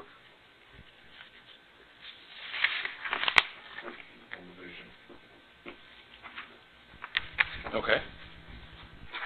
Acceptable rates, I don't know what words you want to use. Maybe we could give them our feedback now and come Mhm. back, I if can, it's all right. yeah. Mr. Chairman, come back with a redraft based on these comments. that's exactly And what I I'm have a looking feeling for. there's some comments in the audience too. Is so we that, might- that what you're looking for, Dan, is something that have rates in there? Yes. It will. So, okay, great. It did- So It's then all the about next, money, right? the next red marks here on the sheet are the disposition. I don't quite understand it. I think the original version had one of the items under the short term, 1 to 5 years, was a bulleted disposition of hydro assets. Yes. And I I think can expand on that. I think that you're proposing to make that longer. Is that right? Yes. I'm trying to do exactly what you're trying to do with the maintenance. I'm trying to control it. Yep. Okay, so other than, it would read now, if we take that change, other than maintenance, necessary legal and FERC requirement expenses, the disposition of hydro assets will be kept at no additional cost to a KLPD and its ratepayers. So, I think right now the plan that Todd presented to us was we're going to need in the short term to address the disposition of hydro assets, as simple as that. And what you're asking us to do is say now that whatever we do with the disposition of hydro assets, it will be at no additional cost to the district or its ratepayers, and I'm not sure what it would be additional to. But again, I would be this is really a guidance document, and if we're going to set benchmarks and do cost benefit analysis, you might be tying our hands against something that we all want to do, or most of us want. So I would I'd ask that we take that I don't know. out. I don't know. In talking to you, I think one time you said it was $1.5 million it would cost us to take the dams down. I think at one of our meetings. That's a lot of money. And I don't understand that. Right. So, what I'm trying to say is we have to come up with some type of guideline that adjusts to disposing of the dams. It doesn't cost us any money. Yeah. Okay. I understand that. what I think where I think we've got that covered, I do understand that. And I just don't think we're right now at the point where we're going to have a thorough discussion about the pros and cons of the next step on the dams and then decide that. And Disposition of hydro assets, that's Yeah, I can. Yeah, that just means what are we going to do? It's too open. Yeah, I can fine tune that. All right, Okay. because I do think, and believe me, I think cost is pretty important. Yep. And I've only said $1.5 million because I read something between 1.5 and 2.5 in the right price report. I'm not an engineer. I don't know what it's going to cost. Maybe it'll be more, maybe it'll be less. But the good news is that our mission, I think, continues to harp upon serving our ratepayers, keeping the lowest possible costs, and providing reliable service. And that's our guide point, I think. Right. So, anyway, if you can fine-tune that to accommodate our needs, that'd be good. I have a couple more on the changes that were proposed, and then I'll leave it. Under long-term, one of the items was consideration of territory expansion. Again, this is a subject that was a big issue for this district, 6 years ago, 7 years ago? 6+, yeah. I personally have heard it a few times, just talking to people that I know around the neighborhoods.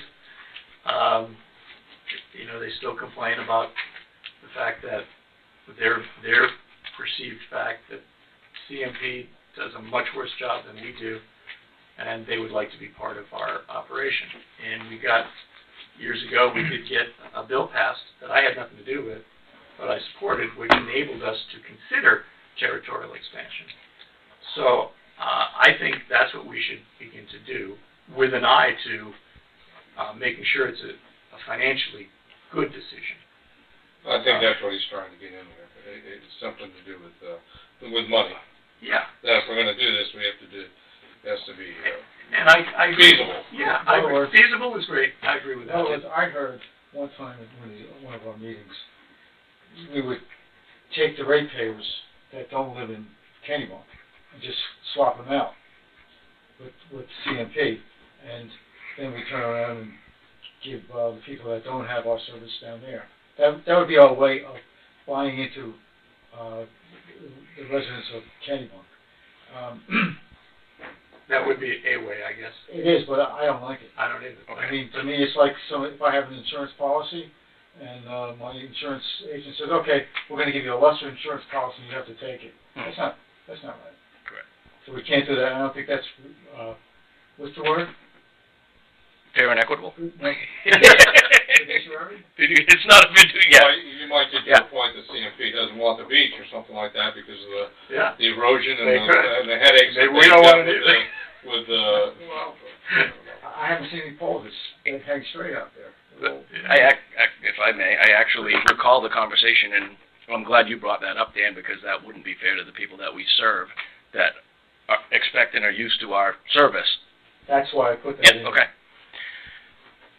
So I'm personally, I'm good with that. I think we aren't there yet. We haven't even had that discussion about that issue, although I happen to agree with you.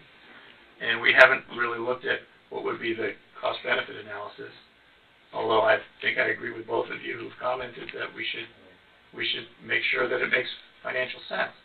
But to say without additional costs is just, I don't know that helps us, and it might tie our hands, as you said, Scott. So, But we don't have any money. Well, no, hang on. If I may, Yes. when you say without additional costs, now what about? You gotta have some flexibility. Well, yeah, because if we're going to take, we have to take into consideration the revenue. So, is it would it? So without, if we have revenue that meets Right. So if I were to, additional cost. okay, so if Reasonable. but it's an additional cost, I don't know if you could say reasonable. no matter what, if you don't take into consideration the revenue. So I just wanted that clarification that you didn't just mean, point blank, no additional cost, because there would be an additional cost, but the additional revenue may cover that cost. Right. So an equitable. what if we get a good return on our investment? Well, Okay. you could come up with a situation where you're gonna take But over. then how do we get the money to get the investment? That's another thing. That's our problem. But anyway, I understand, now that I understand that better. I mean, I'm not if you against take it. over. I want to do it. But I just don't want to, burden KLPD. That's all. Okay?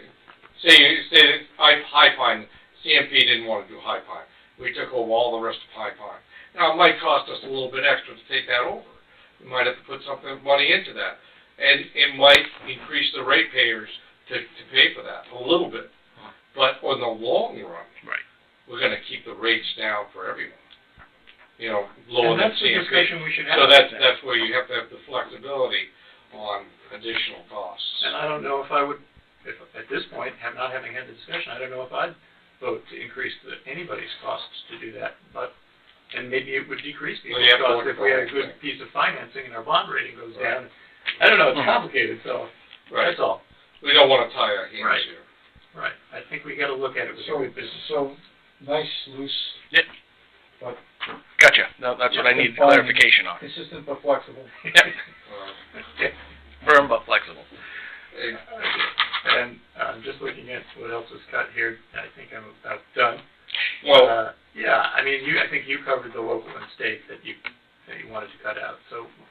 well, one other thing, normal, and you've been with the waste management, for most major companies, they have their vision, they have their strategic planning, and they'll have an environmental policy. Okay, so that, well, probably waste management, I would say that it's pretty extensive. Very But, expensive. you know, we put a lot of, and I see where Dan has put in there climate needs and social needs and environmental and stuff like that. That should be any climate issue or anything that deals with the strategic planning. I don't think we should have that in there. Maybe we should have also just an environmental policy.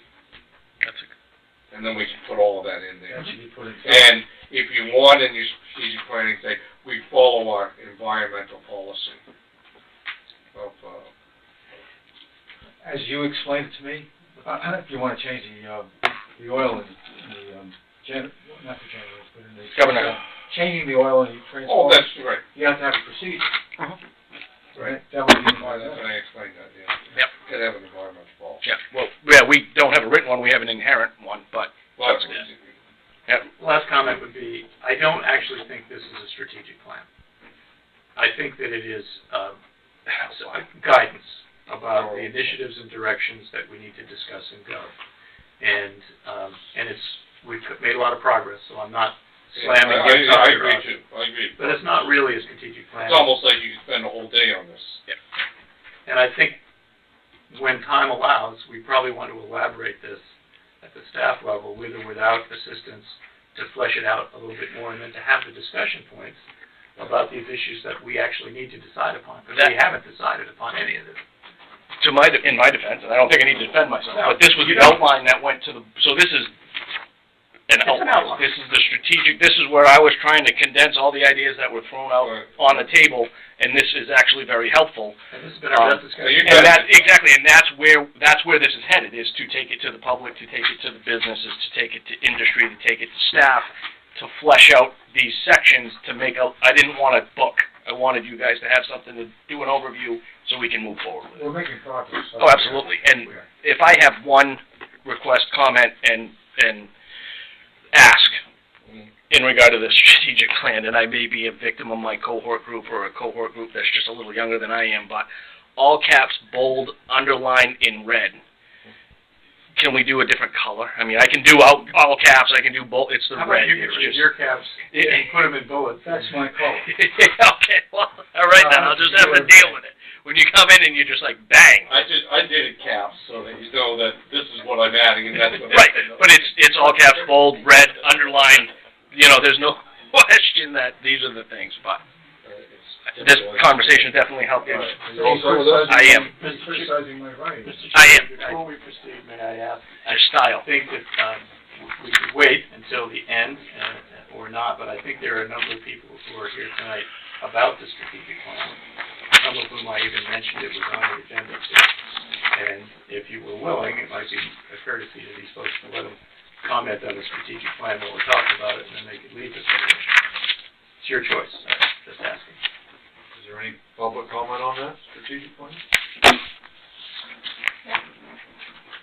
All right, please, just state your name and whether or not you are a ratepayer. My name is Margaret Barton, yes, I'm in the Thank you. And all I have is I guess this sheet, which just, I think is what you're working from, list of issues.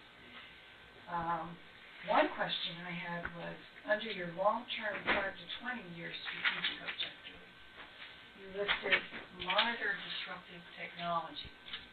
Can you explain any of that? Disruptive technologies are technologies and opportunities that combine to make, let's say battery storage got really inexpensive and so did solar, and there was no longer a need for I call parasitic load, but a power source to provide solar and battery storage. A disruptive technology for KLPD is the confluence of solar and storage that creates, it makes KLPD unnecessary. So as we're monitoring what's going on in the world, disruptive technology could harm automakers, because if electric vehicles go the way it would appear, somebody that's got all their eggs in the internal combustion engine, that's a disruptive technology. An example is Ford decided we're not going to make cars anymore. That, to them, the advent of the SUV, more efficiency, that was a disruptive technology. So we're monitoring things that are going on in the industry that could render KLPD irrelevant to our customers. And we have an investment in infrastructure and an expectation to be serving the people who live in our system. And if that were to change, KLPD would have to change their business model, be it a flat fee monthly charge to customers who are served by KLPD. We need to be monitoring those kind of things. Hydrogen technologies that may make generation of electricity infinitely more affordable. Those are the things that KLPD is watching that relate to our business that may change the way we do things down the road. That's a disruptive technology. Responding to along with monitoring. It would be, yes, monitoring and responding to as appropriate. Yes. A good example would be if you had fission power came available and they could make it right here and I right here. guess monitoring doesn't really, monitoring should be expanded, because we're not going to just sit back and watch it. We're going to monitor it and respond as appropriate. I guess I asked that question because you probably are aware that lately in the news there have been reports about hacking into Yes. grids. Yep. And I'm wondering if you all, I don't see anything on here about that. We, that is part of the monitoring process. I had to respond to a question about it this week, that the chances of a targeted attack on KLPD's system electronically is virtually impossible, because we have our Water Street doesn't have enough technology in it for somebody to be able to hack, and West Kennebunk has, well, I've got to be honest, and West Kennebunk is a state-of-the-art facility that we don't have tied to any internet infrastructure intentionally. Wi-Fi isn't accessible. Our biggest vulnerability is we have one connection point in West Kennebunk, we have one connection point in here downtown at Water Street. And so we monitor those things very closely. But we are very aware of the different kinds of I've read some articles about I think it was Yugoslavia or somewhere in the Czech Republic, where they actually duped the transformers, the lights that said the transformers were operating properly. They duped those to stay on while there was no power for 500,000 people. So we're watching these things, and as we expand and as we grow, we take that into consideration. We have to, because our responsibility to our customers is safe and reliable power. And wouldn't you think that if we did upgrade, that the engineering would give us that, you got to put this into... Absolutely. For monitoring. And there was a report, I'm going to have to find the report because I've had to cite it a few times now. There was a report to the United Nations years ago that the biggest threat to the United States power grid is squirrels, rodents. Wildlife. There's a greater chance that we will be disrupted by wildlife than there is a targeted attack. But we're at a nationwide, regional kind of concentrated attack on the grid. We would be a result of that, because we are tied to the grid for our power source. And the costs a disruptive technology or a beneficial technology would be something where we could generate an island ourselves and not need to rely on the grid. But we haven't gotten to those points yet because it's expensive and it's a long process. And my only other comment before the folks speak is, your earlier comments about climate change. As a ratepayer and a citizen and being alive, I really do care about this issue a lot, because I think that we're getting very strong signals out there that climate disruption is real, it is impacting us now, and I would just urge you all to really seriously take all of that into consideration as we're looking at renewable sources of resources out there for energy. That is got to be a major factor in decision making, because I think we're going to be rapidly approaching a time when we really don't have a choice, if we aren't already there, to move in a way different direction. So that would be my comment on that. Great, thank you, Myra. I'm going to make a comment. 50% of your audience out here does not have all these guidelines. Was this on the website? It was not. So how could several people who do attend your meetings on a regular basis have no information at all what you guys are even talking about? I'm making notes here, and I have no idea. So this draft. Folks know what's going on. This draft, I don't know how. Well, Bill asked for it specifically. He directly asked for it. But other people have this. This draft was specifically. I'm just saying. Yeah, well, I understand. This draft was specifically for the board to review, so that there is a version for the public to weigh in on that the board can take into consideration in the future. But I was kind of condensing what the board's discussed. We're getting. But this was not publicly made aware anyway. Well, it was on the agenda, and we are The working. agenda which came out when? Was it Thursday of last week?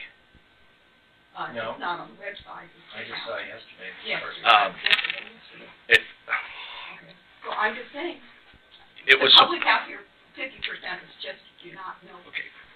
How come other people know about this? We just don't know it. So we're trying to follow what this is. So it's difficult for us to come and not have comments because we did not know what's on the agenda or what the comments relate to. Right. I agree that those things should be, there was the idea to put supporting documents to the agenda on the website. Yes. So that the public can follow along. Absolutely. And also think about it ahead of time. Mr. Chairman? Yes. I just want to make a comment about your point, because I totally agree. I personally actually thought it was already on the website, and have been encouraging that, as you know, from coming to so many meetings. And I took the opportunity to pass some of that information to people I knew who were interested in our strategic plan. So some of the folks who were here probably got it from me. It sounds like Bill got it from Todd. I thought it was already out there. Oh, I hope some of us who attend meetings all the time would always. Absolutely. So, I just want you to know there was no devious intent as a board member. When I know people are interested in something, I tell them. Not something confidential, mind you, and I do feel that's part of our role, as we've discussed, but I don't want anyone to think there's a secret agenda. And it's not right that you don't have the material. Well, why would you get this out? How would somebody get this out if we didn't really finalize it yet? Well, we do want to have public comment on this and public input. Public comments after we finalize it, yes. Well, then we've got to change it if we don't like it. Well, at least come up with something so we don't look ridiculous, Right. and then it gets out. That's what I do. I do the best I can, and then release it, and then see what people think. I only want to do it once. I don't want to do it right. Well, it seems like we've been spending a lot of time on it. We are spending a lot of time, but it is our strategic plan. Go ahead, Todd. I just want to make a point that I checked the website Thursday. The agenda was there. If you're going to the website and you don't see it, instead of sitting here and waiting to tell me by Friday is the drop dead. It's going to be there no matter what changes. So if you don't see an agenda or you're not looking in a location, because there's several on the website where they go, please call. Then please tell us where we should look. You should, I looked under meetings.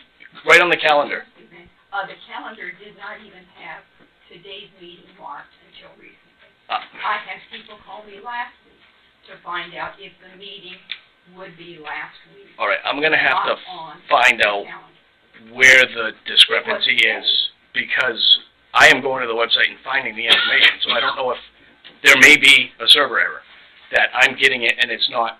I found problems before, That would be excellent. and I will, if I may, Yeah, certainly. next agenda that we set, if I could contact you, Beverly, and say, can you access it?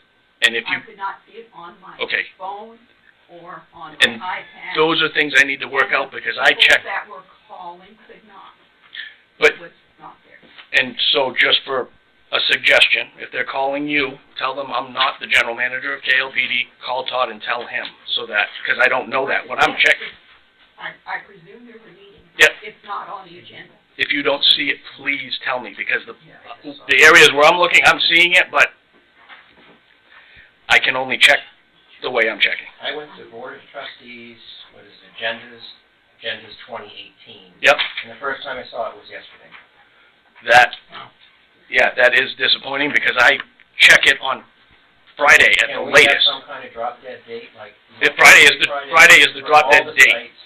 Can someone Well, go we're over gonna- this? We need a structure here. What we need to do is eliminate them, eliminate the different places where people can find it. There's a lot of places on the website now where they can be found, and if it's missed, so, we'll direct people exactly where to go. Maybe just right on the homepage, here's the agenda for this coming meeting and the date. Don't even put it in the calendar, so you can just click on that agenda, but I need to eliminate that problem, because we're trying to be more proactive, and hearing this is kind of disappointing to me, because It has not been on your calendar Mhm. all month. It appears see that? yesterday. Okay, Or, yeah, All right. early this morning. that is very surprising to me. I'm not pointing fingers, we're gonna fix that problem. All right, so we'll address it. Look at it. We absolutely make sure that it's, However, I think it's, what you're being able to view is not what is definitely available to the public. we'll address that immediately. Could I just make a related comment? And that is, I don't know if you would have known to ask for this, even if you saw the agenda. So I'm wondering, this is the mission, the values, the strategic 1 to 5 years Mhm. out. Yep. And if this were going to be on an agenda and there were public comments, it would be nice to also have this related to, and say, see Absolutely. list of strategic objectives, because if I were coming and I hadn't been given a heads up about this, I would not have known this was available and wouldn't have it. So it would be nice to have any related documents to agenda discussion accessible, right? Right. Yeah. And we're working on that. All right. Yeah, so we move on. What's that? Move Yeah, on. we got, any other further discussion on that strategic plan, anyway? Just a couple of quick Go ahead, thoughts. I agree with the comment that, I'm sorry, Bill Braden. I agree with the comment that this is in a plan, and maybe you might want to call it strategic guidelines, just a thought. And I wondered about the item you were talking about, consideration of territory expansion, whether it would be helpful to say in Kennebunk or to the areas in Kennebunk that are not currently served by KLPD. I don't know if you're thinking about expansion to anywhere else that isn't Kennebunk. So if it's just that might clarify it, it'd be helpful in that way. Okay. You good, Bill? Go ahead. Jennifer, Nisa, and I heard from you guys from Jim and Bill that the strategic plan or the long-range plan might include references to sustainability and renewable energy. And I am a ratepayer living in Kennebunk, and I just wanted to say that my household just recently invested in a couple of energy-efficient technologies. One is they've got a plug-in hybrid car, plug it into the garage, and it can go 30 miles on a charge before switching to the combustion engine. And also, we're replacing a 30-year-old propane furnace with an air source heat pump. So 2 energy efficient technologies, but the thought of having them run on renewable energy is appealing too. Does that make sense? Using a lot of electricity, but the more renewable, the better. Yep. Peter, you got? The corporate papers, when the district was first incorporated, included some wordage having to do with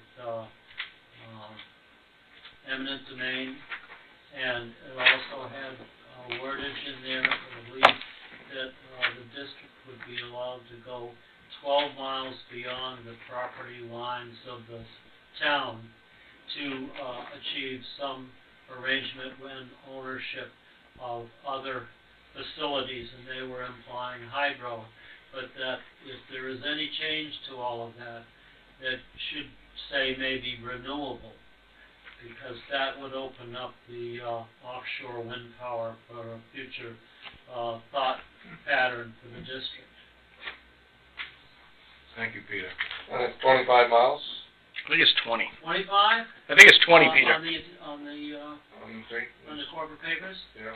Okay, 25 would definitely do it. Or did you say 12? No, Peter said 12 miles? 12 miles. I'm just saying you should review them. Yep. Yeah. Don't quote me on the 12. Peter, I believe it's 20. What? I believe it's 20 for 20 generation. miles. Yes. Yes. Well, 20 will get you beyond Boone Island Ledge. Yep. Boone Island Ledge is worth a gold mine. In wind? What? In wind? I'll talk to you about it. I got 4 or 5 folders I was trying to get more. All right. Thank you, Peter. One more before we move on here. You got? Paul Dietz. I am a ratepayer, and I heard there was a discussion about a strategic plan, and I agree with Bill that I don't think it's specific enough to actually be a plan, but I'm very encouraged, and I wish to congratulate the board for strategic thinking and taking a longer view and including in your strategic thinking the solar and storage and those other coming technologies as part of what would benefit us as ratepayers. Thank you very much for being progressive thinkers. Thank you. All right, we'll move on to number 9. Board approval of authorization for general manager to execute solar interconnection agreement, temporary easement, and PPA revisions regarding West Kennebunk solar array. I know I have a feeling I know where questions are going to come from, so let's float it to the board and see what kind of conversation we have. I would just ask for approval.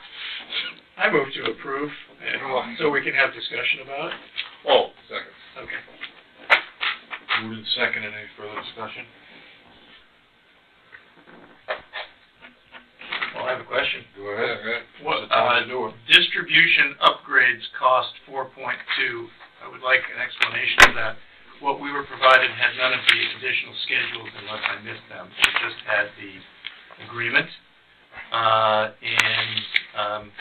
I just want to know what upgrades or costs there are going to be on our side of the interconnect with the solar power station, and exactly understand how those are going to get paid for. It was my understanding that we would have no costs on our side, and I think I read that we would have no costs, that they would give us a 50% deposit if there were any such upgrades, and then they would pay for the rest after, but it wasn't clear how. Yep. So could you just help enlighten us about what that's all about? The cost associated with interconnect is the cost of physically attaching the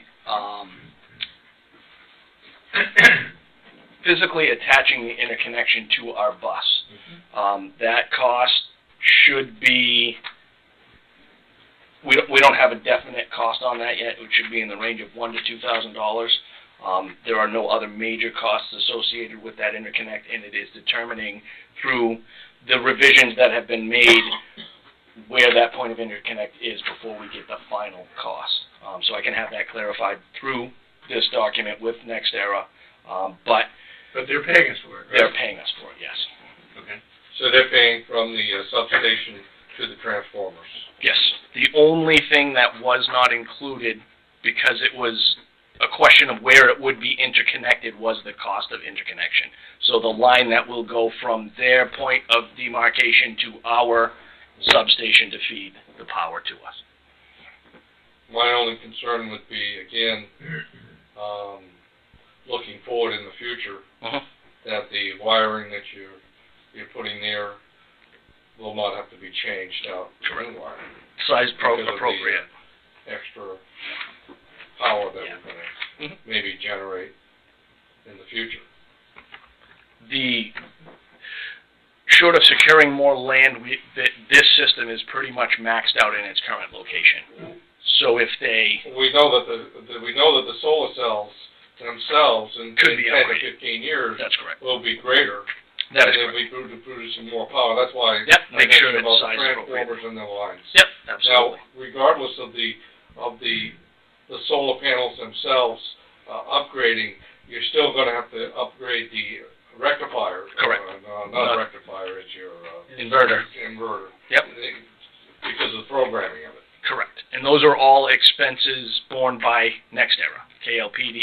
In the event that happens, part of the contract is anything leading up to that point of demarcation which is their side of the interconnect. Any of those expenses are borne by them. So if NextEra were to decide Including the wiring that's from correct.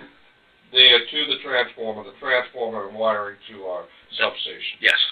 And assuming in the future they find an incremental increase in generation, they'd have to come back to KLPD to ensure that we had the need and the want to increase that. Right. But any costs those would be borne by them. So it would have to be, the ROI for them would have to be beneficial. Yeah. Then we would have to. Unless we bought the system. Almost try to get them to do it now so that in the future, if you do want to buy it, Yeah, absolutely. we won't have to bear the cost of doing it. So what's the change in? The size of the system, after the final layout was done, going around wetlands, going around streams, they just changed the system size to 3.0 megawatts AC as opposed to 2.9 DC. So they were able to configure better to get more power out of that system. So it was a minimal change, but the final layout is still being approved by DEP, EPA, but they've gotten their preliminary approvals. The final design engineering is being done. So what changes in the contract? Just the amount of solar they can build there. That's correct. Well, does that, going in the future again? Yep. Does that change with this contract if they go and upgrade the cells? They More power? have to get approval to do that because we are limiting them They would at still 3 have to- megawatt. So if they were going to Changing out the cells. right, if they're going to upgrade, change out the cells, they have to come back to KLPD and say we can do X, Y, Z. We can provide you this much more power, and either an amendment to this original document or a separate standalone. So, with this new contract, KLPD pays no extra compared to the last contract. That's correct. Right. Yeah, there are no additional costs borne by And, KLPD. Right now, are you talking about the master solar agreement or the interconnect agreement, or both? I would say the master. Yeah, okay. Yeah, construction. Yep, the master. Because that's all this is about, construction. Right? Yep. What we're buying or purchasing. You all set, Scott? Yeah, I'm good. Dan? Yeah. Jay? All set. Motion to vote. We've got a motion Moved and and seconded. All those in favor?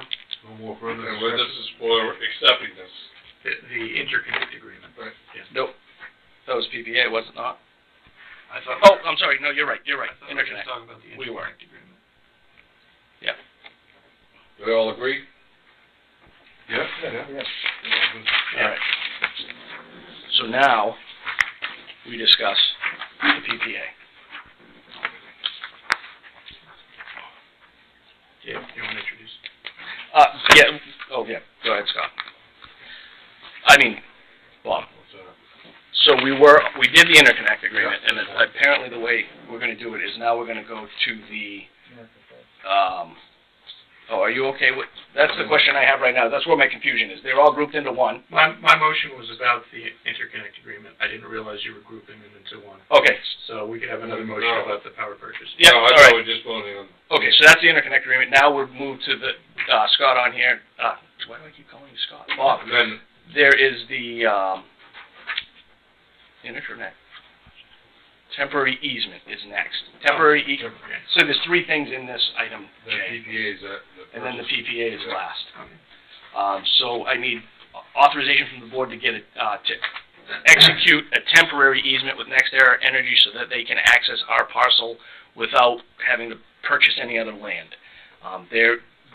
It literally gives me permission to allow NextEra to access our property temporarily during the construction in order to maintain the system. I expected to have the language today. I do not have it. So if the board approves, I will execute the document so long as it's in the best interest of KLPD and it addresses just a temporary access to that parcel. I have no problem with that, provided that the equipment that's going into the road has no damaging effect to the substation, or hit a tree and a tree comes down on the substation. They'll be responsible. It'll pretty much piggyback the easement that Central Maine Power and Unitil have given them to act. They can now cross the gas line and cross the power line. Yeah. So it'll contain all that language that would not allow them to impact that property. Is there a motion for that? Motion vote I'll second. It's been moved. Is there any further discussion? to accept the easement. To allow him to. Correct. All those in favor? Okay, now the purchase. Yeah. And so this is where the changes is, first page, it refers to the original PPA because it's no longer the original PPA. You'll go to page...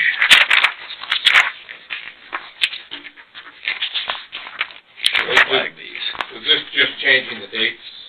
Not just the dates. Schedule 2, the system description, it changes from 2.930 to 3.000. Changes the conversion rate, the estimated production first year, and the design of the system. So it changes they had specifically referenced some equipment and hardware, and they're changing that equipment and hardware to this reference here in the module section in black.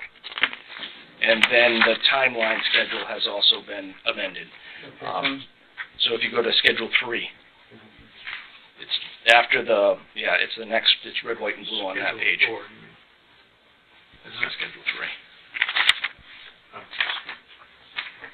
Oh, Schedule 4 at the top, Schedule 3 at the bottom. Schedule 4. Final completion is 1/25/2019. Wow, great. They're expecting to be done sooner than that, but this is worst case scenario depending on the final permits that need to be secured through the planning board. So we're looking at final completion only a month later. We were looking at December, right? Yes, yeah, and they're still hoping for December, but if all delays hold, it'll be January 2019. So maybe this is, if they're going to produce more power for us, does that change our rates at all? That we get that Doesn't change the rate in the PPA. That stays the same. still stays the same. Yep, and that is in here as well.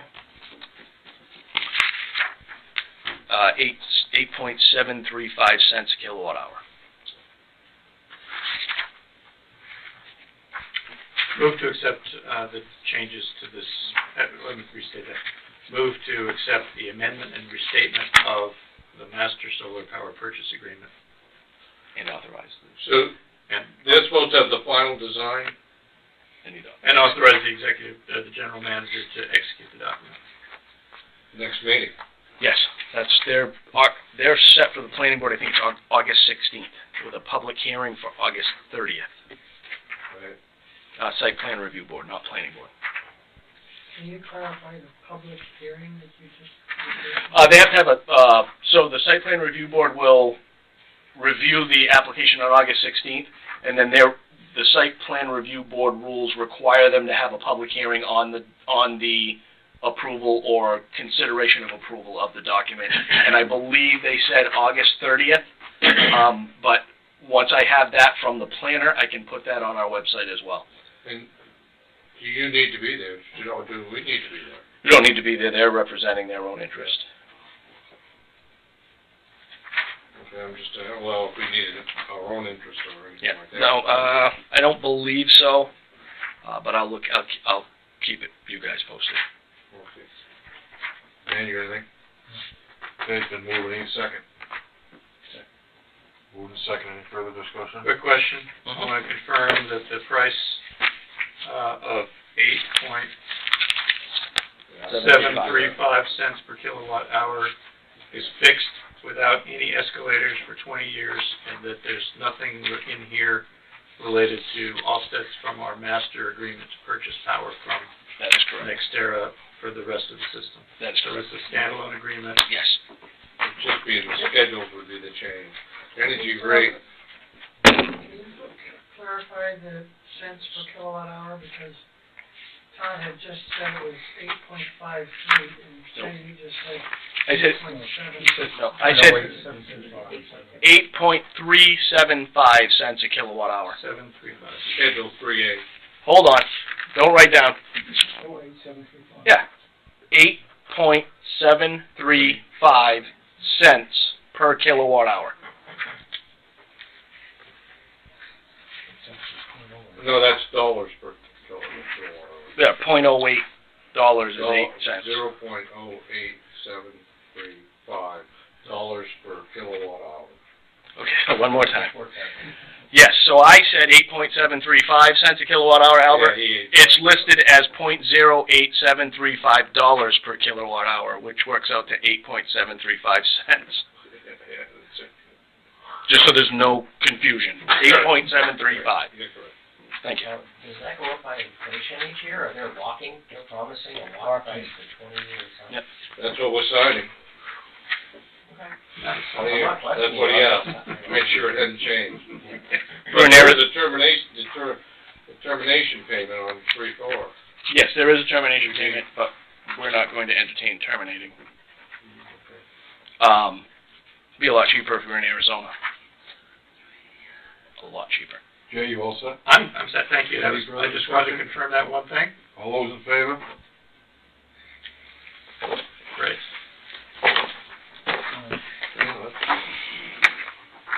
January. Okay, 10, board consideration of America First Hydro Operation Agreement request. I have a lot of comments that I put in your, so there are comments that Jay provided that are in the Dropbox and also on the desk, but this was the initial back and forth with America First Hydro. I can give a brief overview before we dive into it. America First is looking to partner with KLPD in some type of agreement. The first iteration would be a 9.5 cent per kilowatt hour PPA. Their intent would be a 2-part PPA, 4 years, while KLPD still owns and operates, to be able to refine the operations, to be able to determine what needs to be replaced and changed and what doesn't, and then extending for another 11 years after pending license approval. So if the license is approved, KLPD would be entered into an 11-year power purchase agreement from the hydropower on the dams payable to America First Hydro. In exchange for that, they're planning to refine the operations, which is to their benefit because it would cost us more money. And let me just make it clear, I'm not advocating for this. This is what was presented to me from America First as they try to work together with us. They're looking to, they want the board to know they're making progress. The study costs are about 1/5 of what Wright Pierce stated. If they do a lot of work in-house or with their partners in the field, they feel it'll be beneficial for us to work with them, and they want to know what the board's temperature is on entering into this type of agreement. No commitments have been made, no assurances have been given. Well, I have probably the same questions Jay had. I looked over some of Jay's questions. A motion to open to discuss? Yeah, well, you know. You know, how can you get a license and not own the dams? And that's a big one. I can see them operating, it would be the same for the next 4 years if you wanted to. I don't know, what is it, 11.5 cents we get? It's on the back. Yes, yeah. For what we're generating it at? We'd just be paying them to operate it, and we'd be making maybe 2 cents. Well, actually, we'd be, From the ratepayer. right. We'd be buying it from them. But they would be responsible during that time, which we could definitely do without FERC's approval or anything. But as far as, how could they, 11 years going forward, and they have the license, if they get the license, and what happens after 11 years, and who's going to own the dam? Are we still going to own the dams, and they're doing a license for operation and maintenance only, and upgrades of the generation part, where we would still own the dams, and we would still own the equipment? It's a big if. Well, my recommendation was to have a conference call or an in-person meeting, because I don't want to be the liaison between, Yeah, I agree. The group and the board, but this is what was sent to us. I mean, it's a start. Your questions and comments, Jay, are very well-founded, because there's a lot of loose ends. Could I comment? Sure. I was thrilled to see the email that you provided to the board from Ian about this potential opportunity. So it's good that something's happening here and we can have something to grapple with. And I think I think it's good that we've got this. Big picture, I would sure love to get a bunch of questions answered so we can begin to grapple with what would be the cost-benefit analysis for us. They've made some claims in their email, which at this point are nothing more than claims, and if we're wise, we'll do a lot of due diligence, but I think we should look at it really closely. Well, I'd like to look at least at, maybe Matt can do something at 9.5 cents, how reasonable is that? What's wrong with You know, 0.08, 735? 0.0873. We know it's $7,000 a month right now with no generation of power, right? Yeah. I also think that, personally, I'd be willing, if management recommended it, to have them to a meeting and chew it over. I think, if they need to have a better understanding of questions, I think they really owe us more than some statements and a 1-sentence proposal. I think really if you Ian must have the answer for the 11 years. Give us a real. You would think it would be 35 years of ownership of it's a 40-year license. I don't know what's going on. Yeah. We need Ian's input. I mean, there's a bunch of things they haven't answered about title to the dams, costs that we might have afterwards, liabilities, what cost would we save from this? Who's going to pay the upkeep?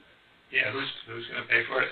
Is it a contract to operate, or is it a transfer of ownership? And I know you probably have a little more insight than we have yet because he's talked to you, but if we're the board, we deserve to see a real proposal. And I'm not missing it. I guess I question why we would pay more than we are currently paying, or more that we can get for solar. There could be some good reasons. We just need the answers. Maybe we need to talk to one of these. Can I make a motion?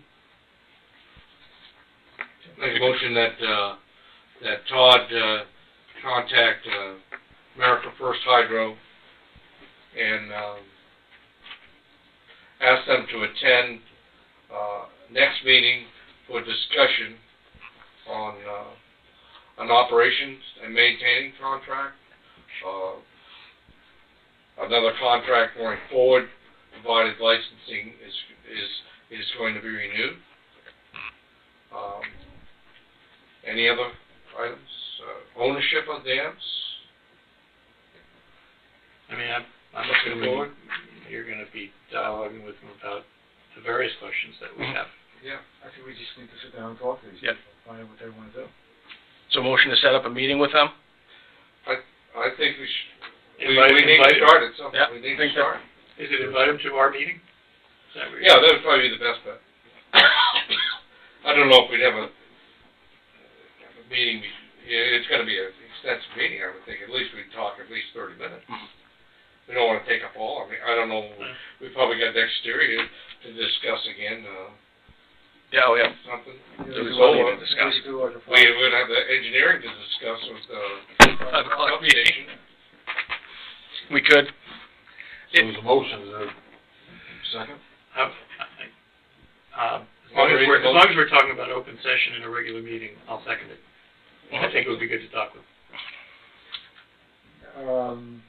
Do we wanna really talk open session? We really have no choice unless we get to anything that's proprietary, or Money. we could put a tentative on there for an executive session if the discussions warrant it, and I'd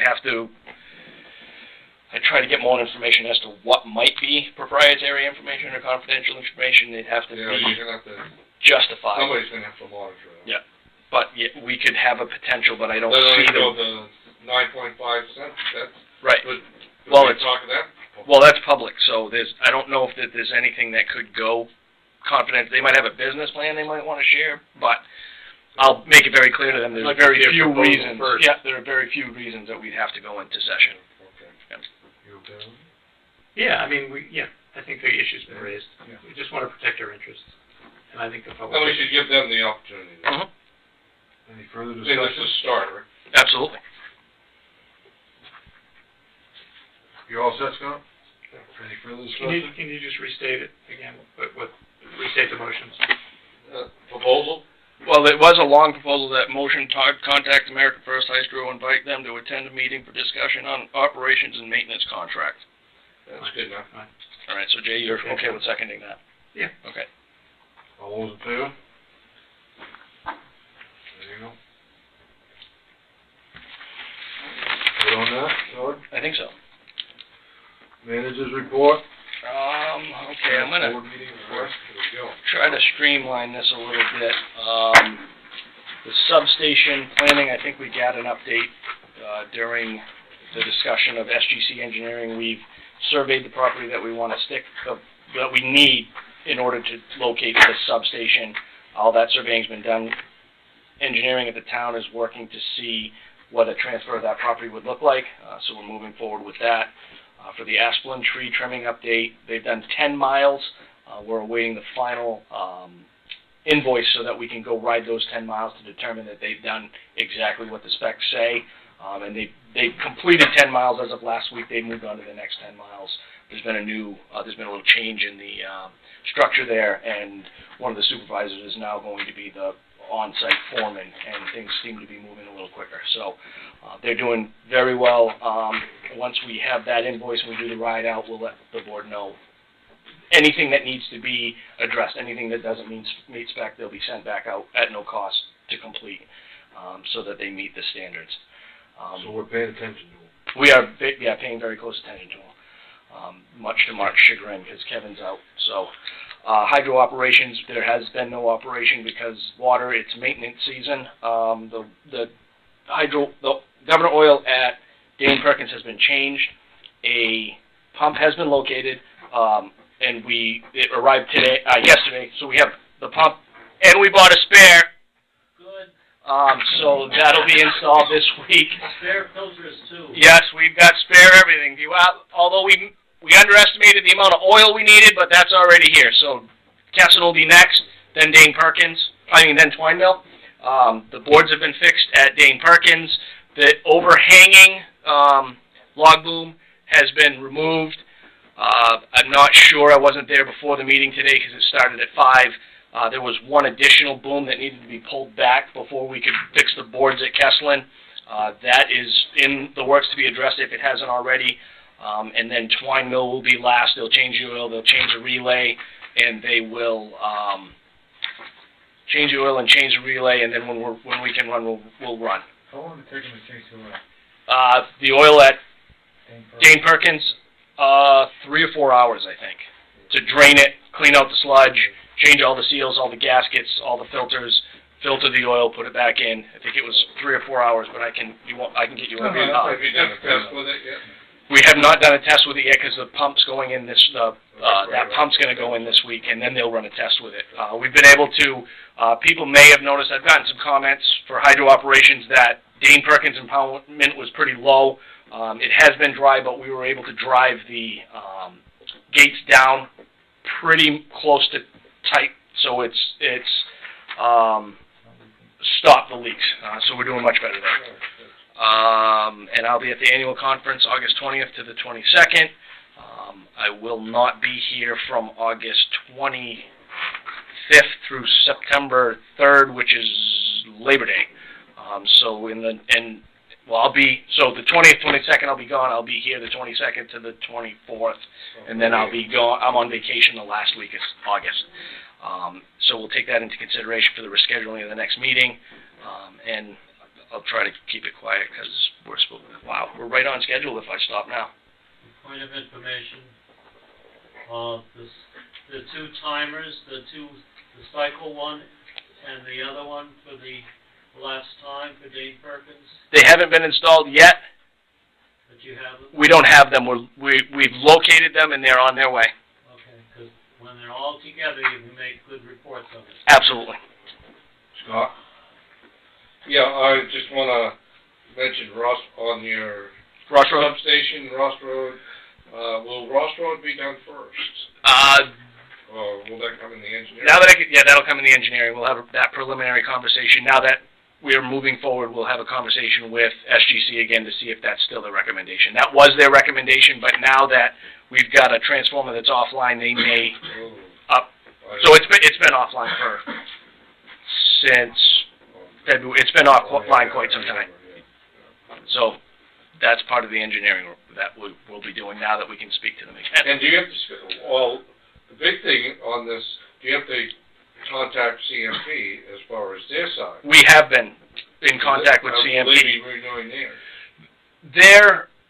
There were rumors that they were going to upgrade to 115, and we're not completely convinced that that's going to happen. We're designing right now to the 34.5, and we're trying to work with CMP so that they can assure us that if there is an upgrade, it'll go to the PUC initially, that if they upgrade to 115, it's CMP's responsibility to upgrade our equipment to 115 with a step-down transformer. So that's something that's being considered, because we can't design it to 115 because the cost will be ridiculous if they don't upgrade. But if we build and they change, we need to be assured that they're going to provide us with a step-down so we don't have to spend that money. Thank you. All set, Nick? Yeah, thank you. Okay. All set. Okay, 13, public comment. That's 12. That's 12. 12. Oh, I just crossed it out. 12, public comment. Another public comment? Okay, it's actually just 5 quick items, some related.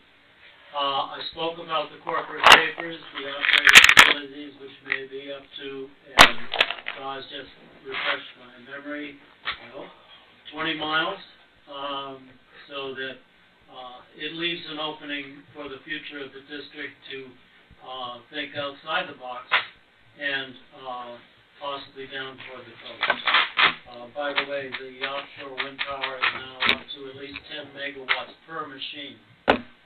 Okay, 2, addition of generation at 3 dam sites.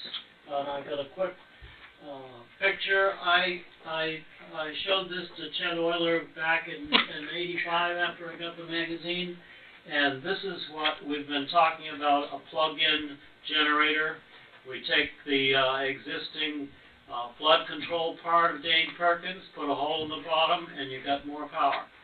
So it can be done very quickly and relatively inexpensive and way less than an initial situation. You can go on the website, their website. They're still progressing. They've improved all their machinery since '85. The 2, 3, Ross Road and the high school. Where does the high school get its substation power now? Here. Down here? Yes. Okay, from the end of Ross Road to the high school is a very short distance. I bet you could convince the federal government to pay from a safety point of view, emergency for community action, etc. You could have them pay for a line to connect it to, so you can switch it, unless there's something I don't know about. We have an open air break there, Peter. So the high school is one location. The high school is currently one of the locations. There's an open air break, and we can feed from either one. But we have to have a visual open because they don't cycle. So that's the Ross Road project would give us that opportunity on both the Ross Road and Fletcher Street. Well, my suggestion is get on the horns of DOE and get some free money for doing it, just for the preservation of health and life in the middle of a severe snowstorm if you lose one of the substations. Give me some free money, I'll buy you a lobster roll. Okay. That's cogeneration. It includes cogeneration with the high school. They have a natural gas line. I don't know if they are planning on cogeneration because the machine behind there right now is a monster. And I don't think they're talking about cogeneration. You should put that on the schedule for the future. Cogeneration would be a good discussion. We did, when I first started here, we tried to work with Harriman to do solar on the roof, and they weren't interested at that point because the design had gotten so far that redesigning the load for the roof is, according to Harriman, the architects, they weren't at that point weren't interested. But there's no discussion of cogeneration, but I can have that conversation with facilities. Cogeneration, you know, could be natural gas. Absolutely. The heat goes into a tank that's behind the school, secondhand, Poland Spring tank. Yep, and steam. And then you feed the power down to either substation. Yep, there has been no conversation, but I can try to. Then number 5, is the twine mill on automatic level control now, or you actually manually have to go down and turn it on and off? Right now it's off. Why? Because there's no water and because there's a relay that we're waiting to we're waiting for a relay to be replaced. How long? I've heard about this relay about 6 months ago. Well, it's isn't it maintenance season, Peter? It may be maintenance. I don't know. I think that's a big M. No, we're changing the oil. It was operable, but since there's been no water, it's been taken offline so that it doesn't just start with the relay is not connected with the oil. No, it is not. No, but we're doing all the maintenance at once on the facilities. Well, I gave you a sheet that says let's have a yearly plan. Yes. And then you can take the whims of nature and human race and alter the plan as needed. Okay, the final thing on the level control, you should be able to turn it on as long as you feel safe with the machine and just leave it be. And you have a man go by to make sure everything's running properly, and maybe one control, homemade telegraph that tells you that the machine's either running or not running. Don't put it on the internet for the Russians. Correct. Thank you, Peter. I think I've come to the end of that. Just remember, the 10 megawatt machines now coming out of Europe, Vestas, etc., they're very, very reliable, and it's within the 20-mile limit, and there are other extenuating circumstances that I won't mention out loud at the moment. Bill? Yeah, I wanted to stress again the importance and the value of getting as much supporting documentation on the website along whenever the agenda goes up. Whatever the board is going to be looking at.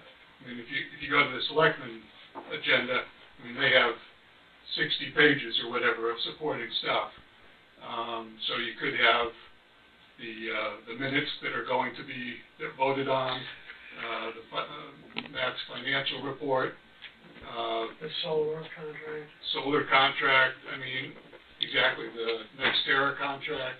I mean, even if it's just a draft or whatever it is that's coming up for discussion. That's where the fine line is, Bill. Board has voted in the past not to put draft minutes on the website. So when we bring documents like that, I'm just going to throw caution to the wind, and so long as it's not a protected document and I can get that on the website, they'll all be located there. But in the past, the board has discussed this and weighed in on not posting draft minutes. I know, slight additional thought there, I know the board didn't want to do it like right away after the meeting, but maybe with the agenda where it's just a couple of days ahead, it might, you know, can clearly say draft on it. Yep. And I can't recall how many times minutes have ever been changed. I mean, it's pretty much, you know. Anytime It just gives us an opportunity to take a look at it too. Completely understand. Anytime I get anything from FERC that's a filing, that's in a Word document, I change it and send it back. I'm kidding, Bill. There are amazingly a lot of FERC documents that come through as Word, as opposed to PDF. Today is an example. Can I ask a quick question? Would the board be comfortable with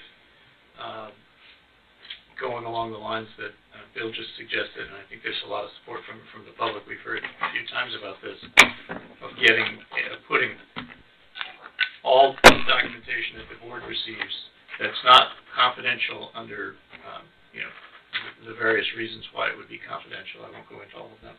Get it up there so people can see it. I personally think that would be all right to do, and if others do, we could make a motion tonight and make it clear. I think there's been a technical issue.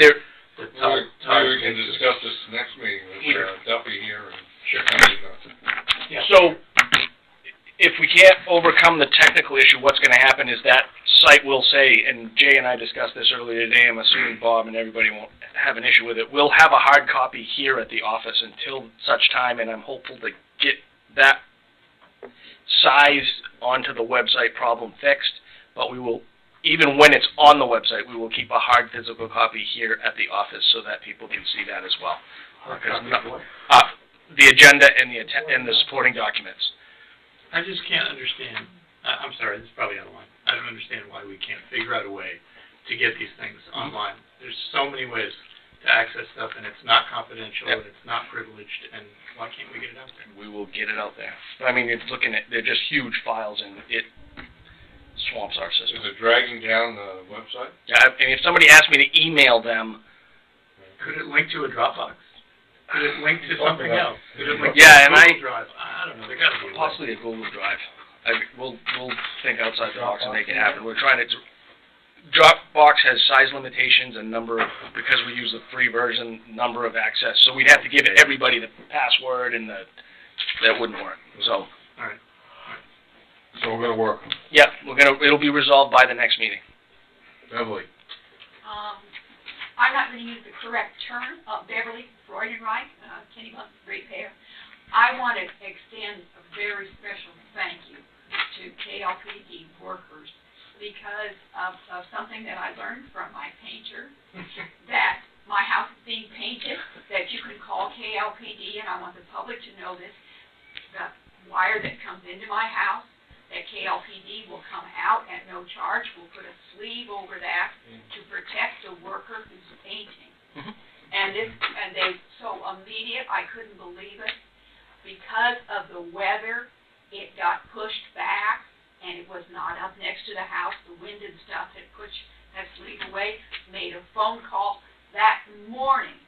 Mark even came out to my house and made sure that that sleeve went back, and so that the worker would be protected painting the house. And people should know this. If they're moving ladders around themselves, and not necessarily a painter, but please be careful with these wires, and that you can call KLPD and have a question on it, and they would tell you. So I think it's a wonderful service. Safety. Very thoughtful. And then, It's safety, and it means so much to the public, but the public needs to know that they can do that. thank you, Beverly. I believe, and I'll double check, I think that's on our safety page. And if anybody has their house re-sided, we float meter. The guys go to great lengths to help our customers be safe. So there's a lot of different things that we offer. So I understand, once the wire hits the house, Yep. it goes down and it's wrapped in fabric. Yep.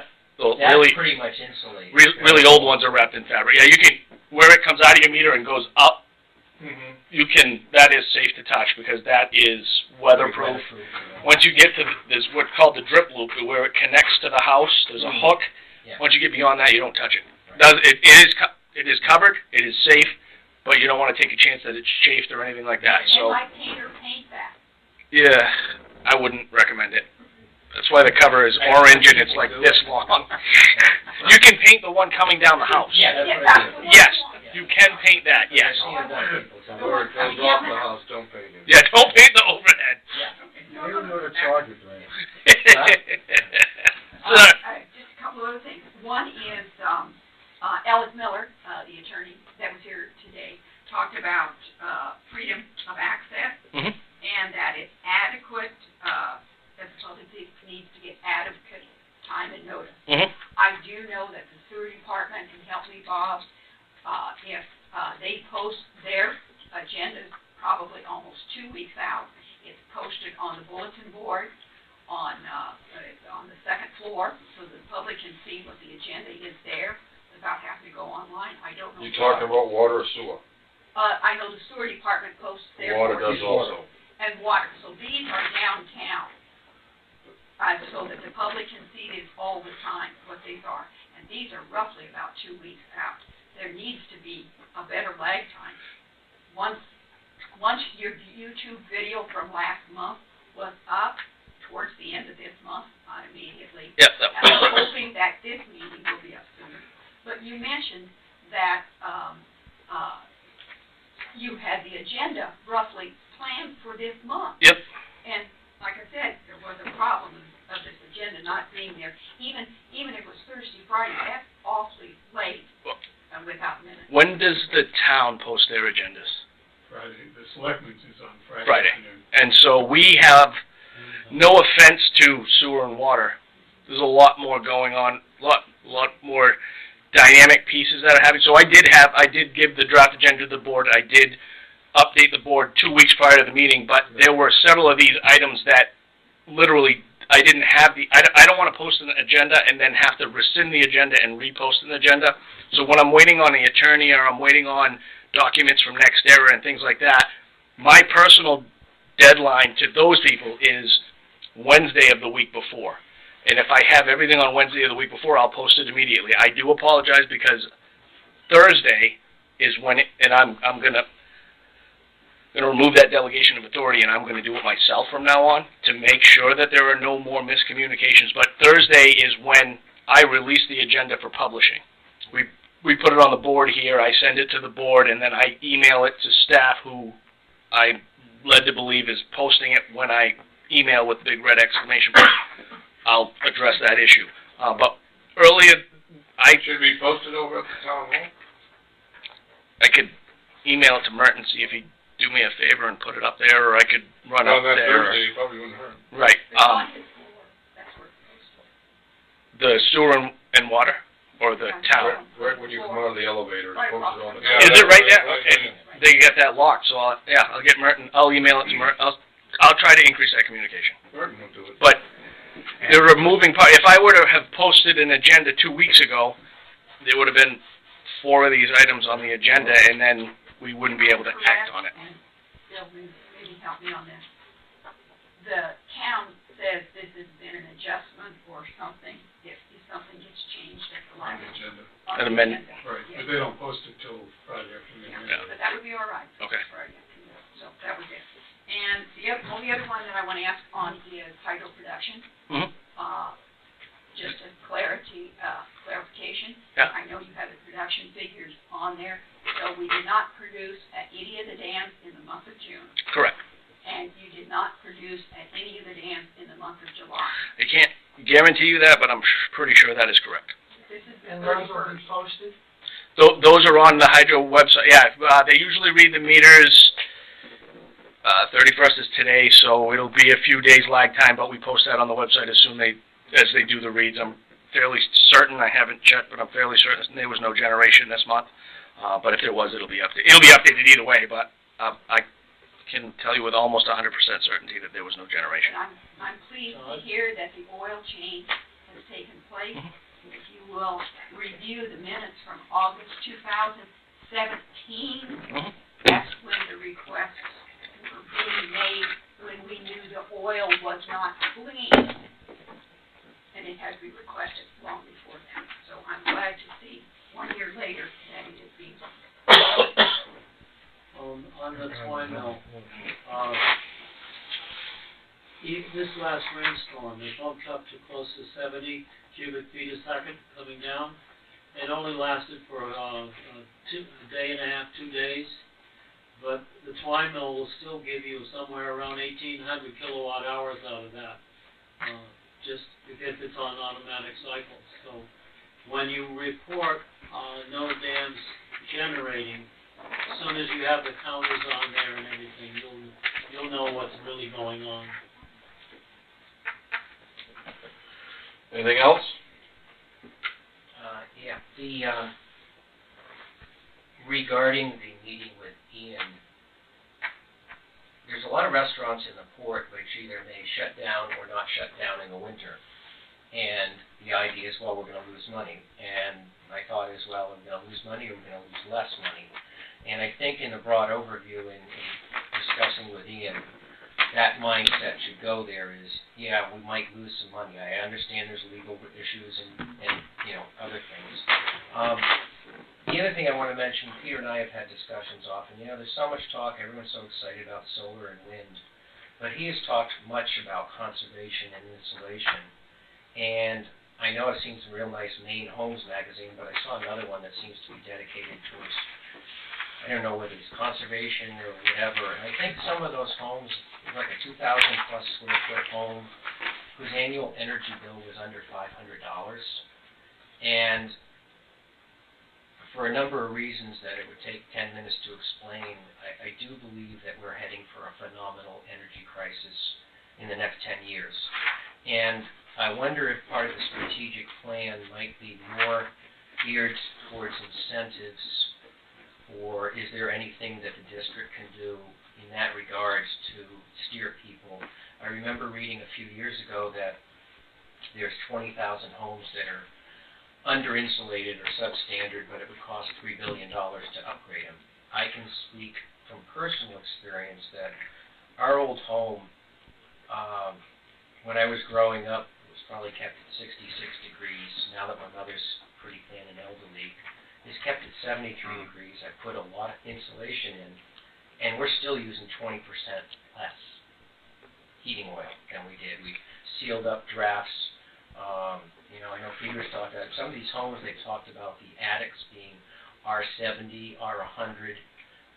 It's possible to save an enormous amount, and there's not a huge financial constituency out there that, other than Pink Panther and Owens Corning. Everyone's so solar and wind.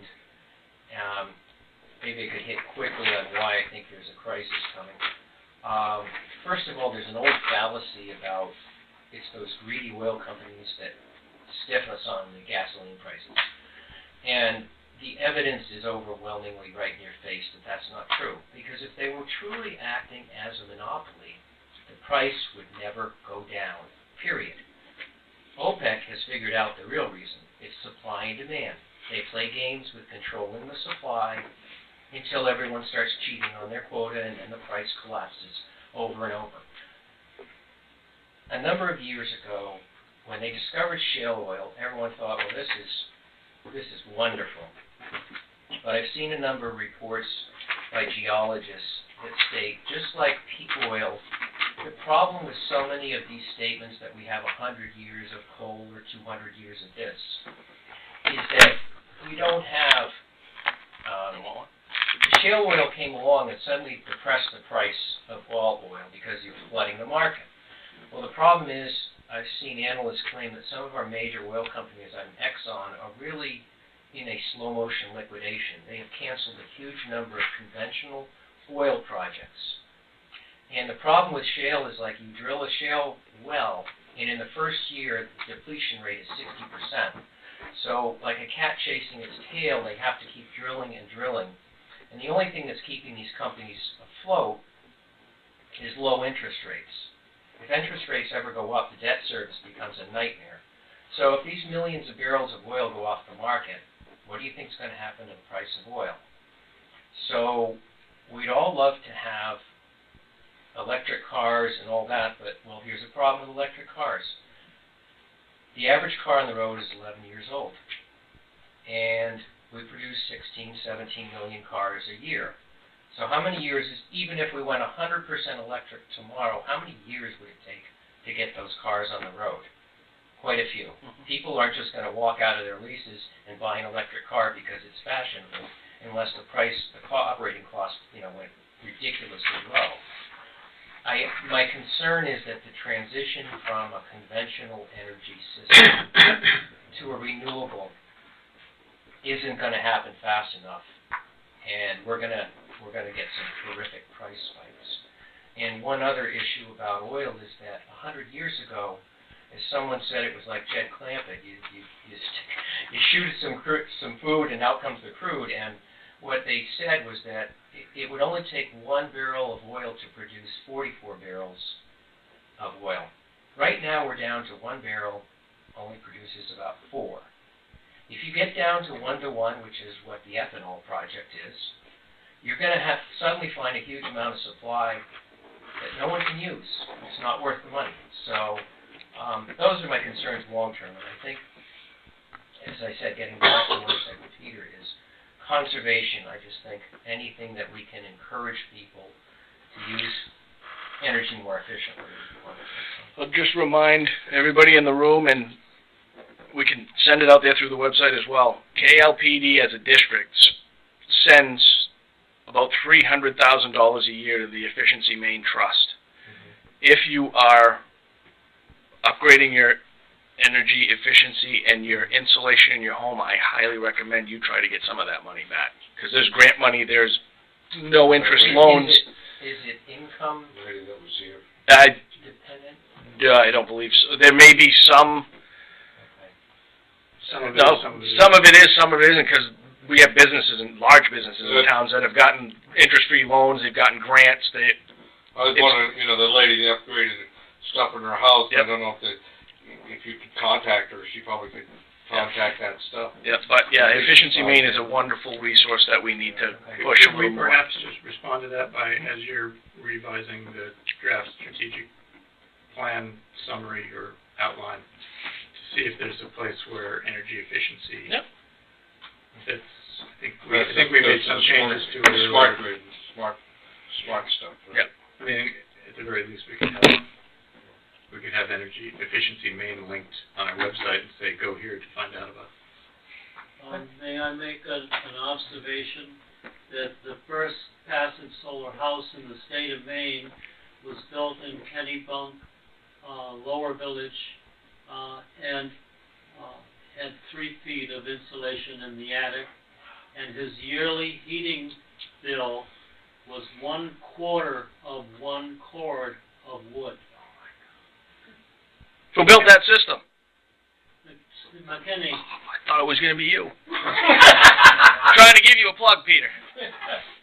It can be Well, I done. put a solar thing on there, but unfortunately they outlawed the 114 refrigerant, and we had to take it off again.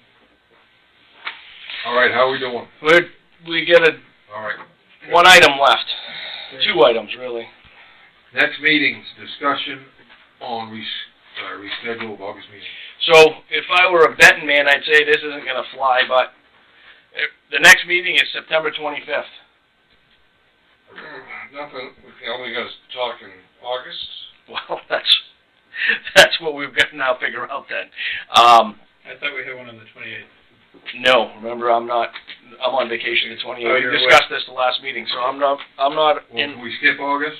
Well, that's what I was proposing, but Scott said no. Okay, skip August. I guess we could have a motion and try to see. So the 28th and 21st I can't do. The 14th is 14 days away, so we could do a meeting at the beginning of September and at the end of September. Or just a September meeting. I guess it's gonna have to be the September meeting.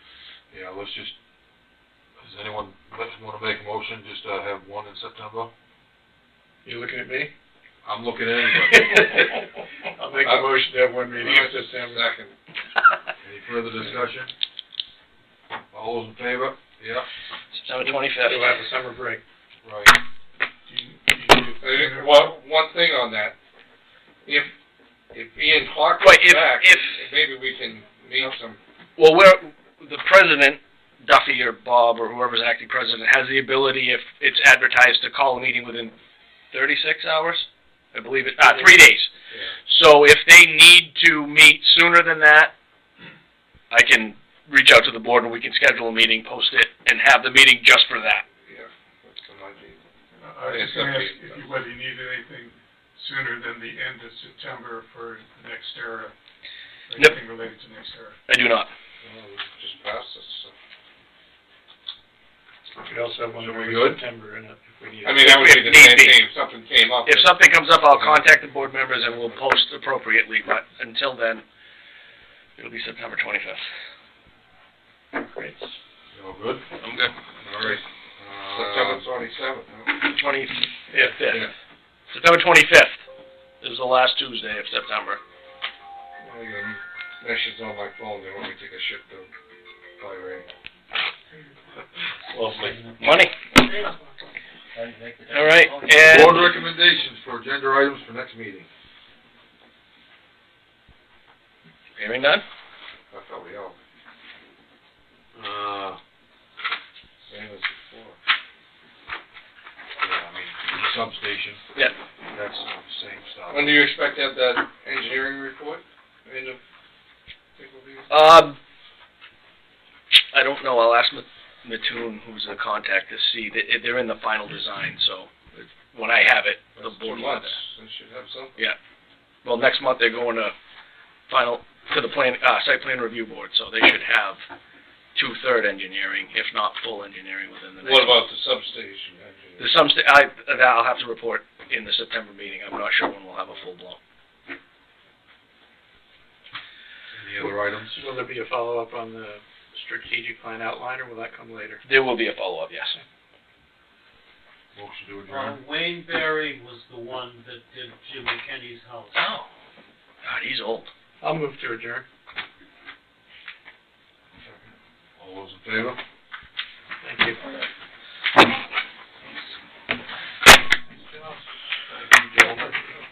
It's 8:01. You didn't do as well as I've done. I know.